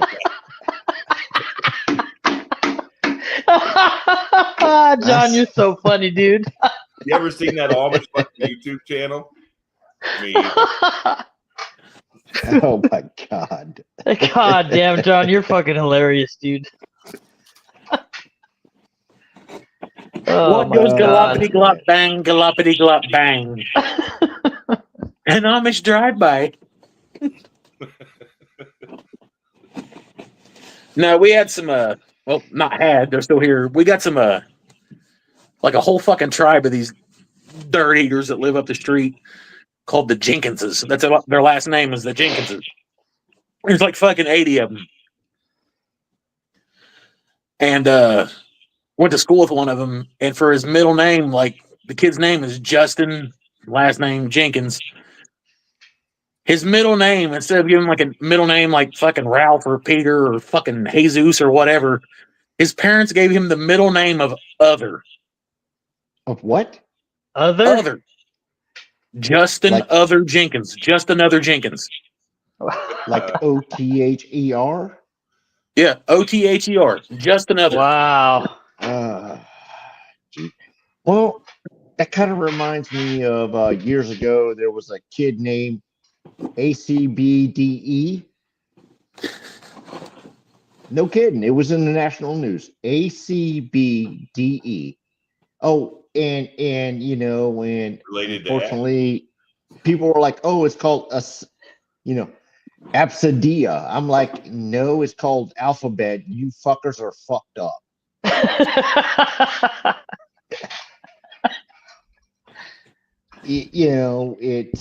Hopefully This they is don't why have we to can't do have the nice old shit. school scan, the Scantron shit like we had to. You fill in the dots like I did. That's so I'm fucked like, for those people. Absidia. No, it's alphabet. Oh, there's Yeah. the man. What's up, John Ricker? Holy shit. Oh, Jesus Christ. Here he comes. Here it comes. Here it comes. Come on, John. We're waiting. Say it. Damn it, John. You know you started this shit, so just go ahead and say it and let's just get it out of the way. Who needs a horn when you have John Ricker? Say it, you basement bum. Fuck.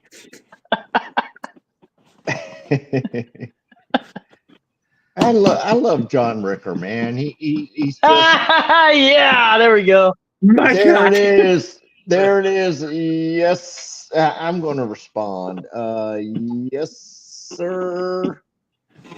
I love me some John Ricker, man. That guy is just, he's just,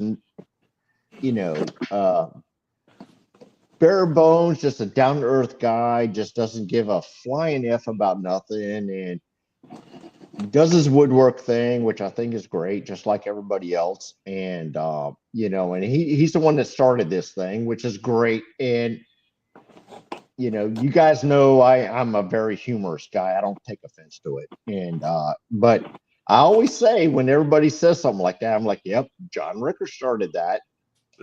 Shout out to you, John. I love you, brother. So every time I say my cock, I think of John Ricker.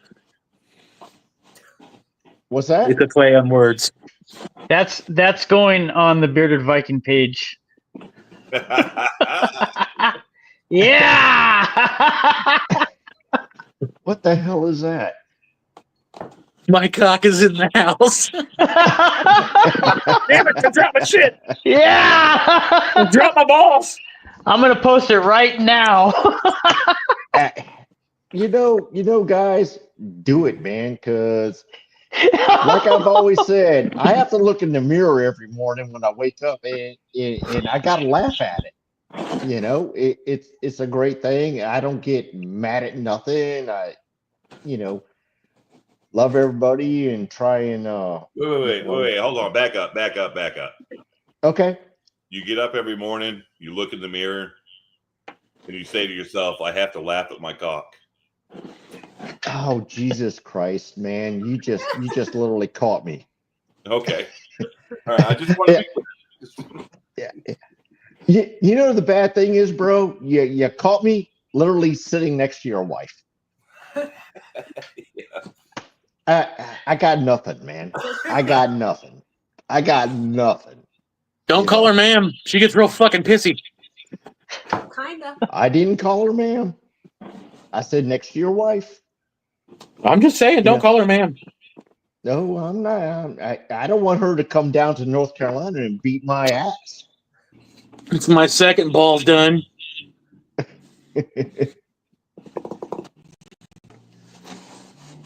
Oh, Mike's rolling. Oh, yeah.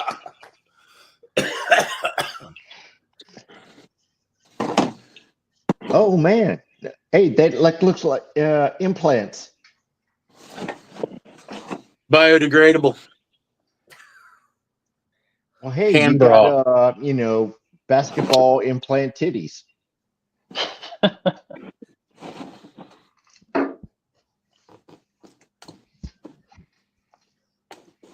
Fuck.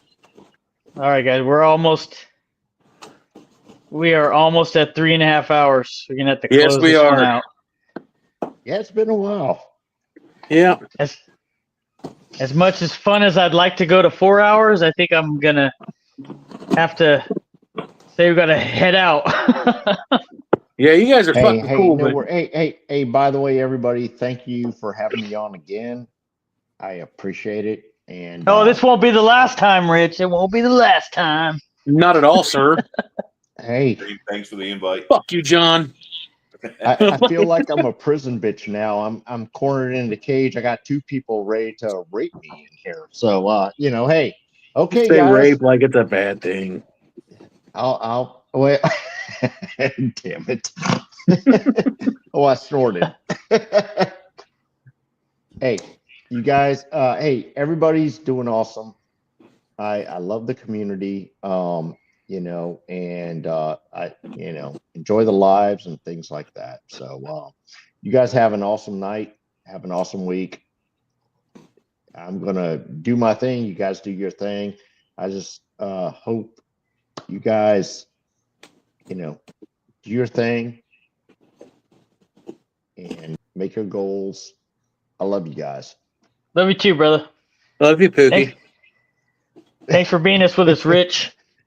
See you, Rich. Hey, Later. Anytime you want, I'll come on, but Yeah. it's awesome. And me and Kizzy will probably have a offline conversation about dildos. So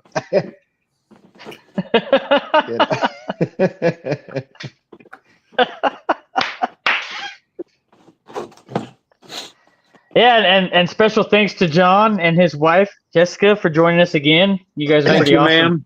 Thanks for the invite. Oh, absolutely. It's a pleasure as always. Around and find out. Hey. Lots of fun. You fucking creepy motherfucker. Hey, Mike, I want to see some. I'm really thinking of you creeping him out. Hey, Mike, I'd love to see some of the reviews of the tooling you got, just so I can look at it, because I might possibly go into that, looking at it to buy or whatever. And, do your thing. I've been trying to catch up on your videos. I'm sorry I haven't caught up on all of them, but oh, you're good, man. Just I'm hoping to have a review out on these within probably this week. Let's say I want to go ahead and put a couple of them through their paces and everything, make sure I got like everything down on them, like all the little quirks and whistles and everything like that. And I want to do like a full spread review on them, the Hondoi tools and stuff like that. Did they give you you got a lot of links for that? Yeah, I'm sorry, I didn't mean to interrupt. Which one? Go ahead, give bro. you affiliate links? No, not yet. I'm hoping they give them to me before I shoot the video. Yeah. Okay. That's one of the reasons why I'm waiting till Monday. Because I'm definitely going to order that the router plane. Yeah. But that thing's nice, man. Fuck yeah. That thing's nice. Yeah, it is nice. I haven't sharpened any of them yet. Now, the router plane, I'm not going to lie, right out of the box, it'll shave pine. I don't know what it'll do with walnut and stuff like that, but cross grain on pine, it'll make curls. Every plane you should sharpen right out of the box anyway. Right. So. I just wanted to see what it had, if it lived up to the hype and everything like that, like they said. And I mean, so far it's pretty impressive. Oh, nice. But like as soon as they shoot me some affiliate links, I'll make sure that you guys have them and all that stuff like that. That way, get you guys some discount on it. Yeah, I'd like to see the the reviews and everything else like that, bro. Just it's always something different. We're always chasing the new cool tools and what's going to make everything better, man. So your opinion, I will take that as gospel. To be honest with you. Yep, I'll hopefully have one out by I'm shooting for Wednesday. If they can send me an affiliate link set up by Monday, I'll probably start filming it then. But so far I'm thoroughly impressed with them. I've been using the mallet pretty religiously here for the past day or so, and it's going through the paces. What are the names of those again? They all the manufacturer or the actual Hongdui. Hongdui. HONGDUI. Okay. They if you go to like Katz Moses' site, he's got a link directly to their website. Okay. Amazing site. Yeah. Yeah, like I was whenever we first heard the name Hung Dewey from Robert in here, I was kind of like, okay, fucking, it's a knockoff site or whatever. I couldn't have been more wrong. Well, I'm thinking like hung up shit. I was thinking like a well hung DUI, but you know, I could be wrong. You know, whatever that is.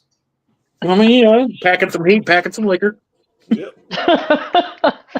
Drunk guy with a big schlong. You were law enforcement. I get it.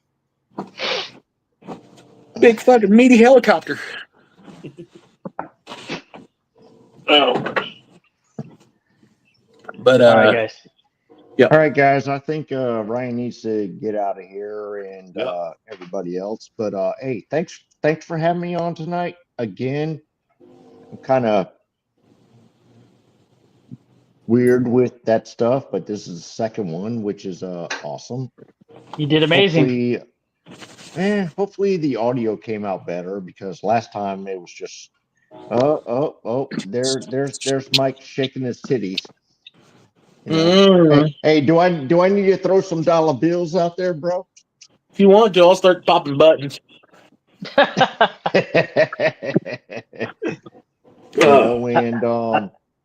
You know, This I is might like have trying to to hit draw up Kizzy the about the ball. the whole dildo thing. But anyway, hey guys, thank you for having me. I appreciate it. Love you guys. Love you too, You Rich. guys have a good night. You too. Oh. Yeah, I gotta say, man, I was tired as a motherfucker coming into this live, and you guys really charged me up. So it's awesome. So this was a lot of fun. Thanks everybody for being here. And yeah, want to send us out, brother? Oh, so you're saying that everybody here is like their meth?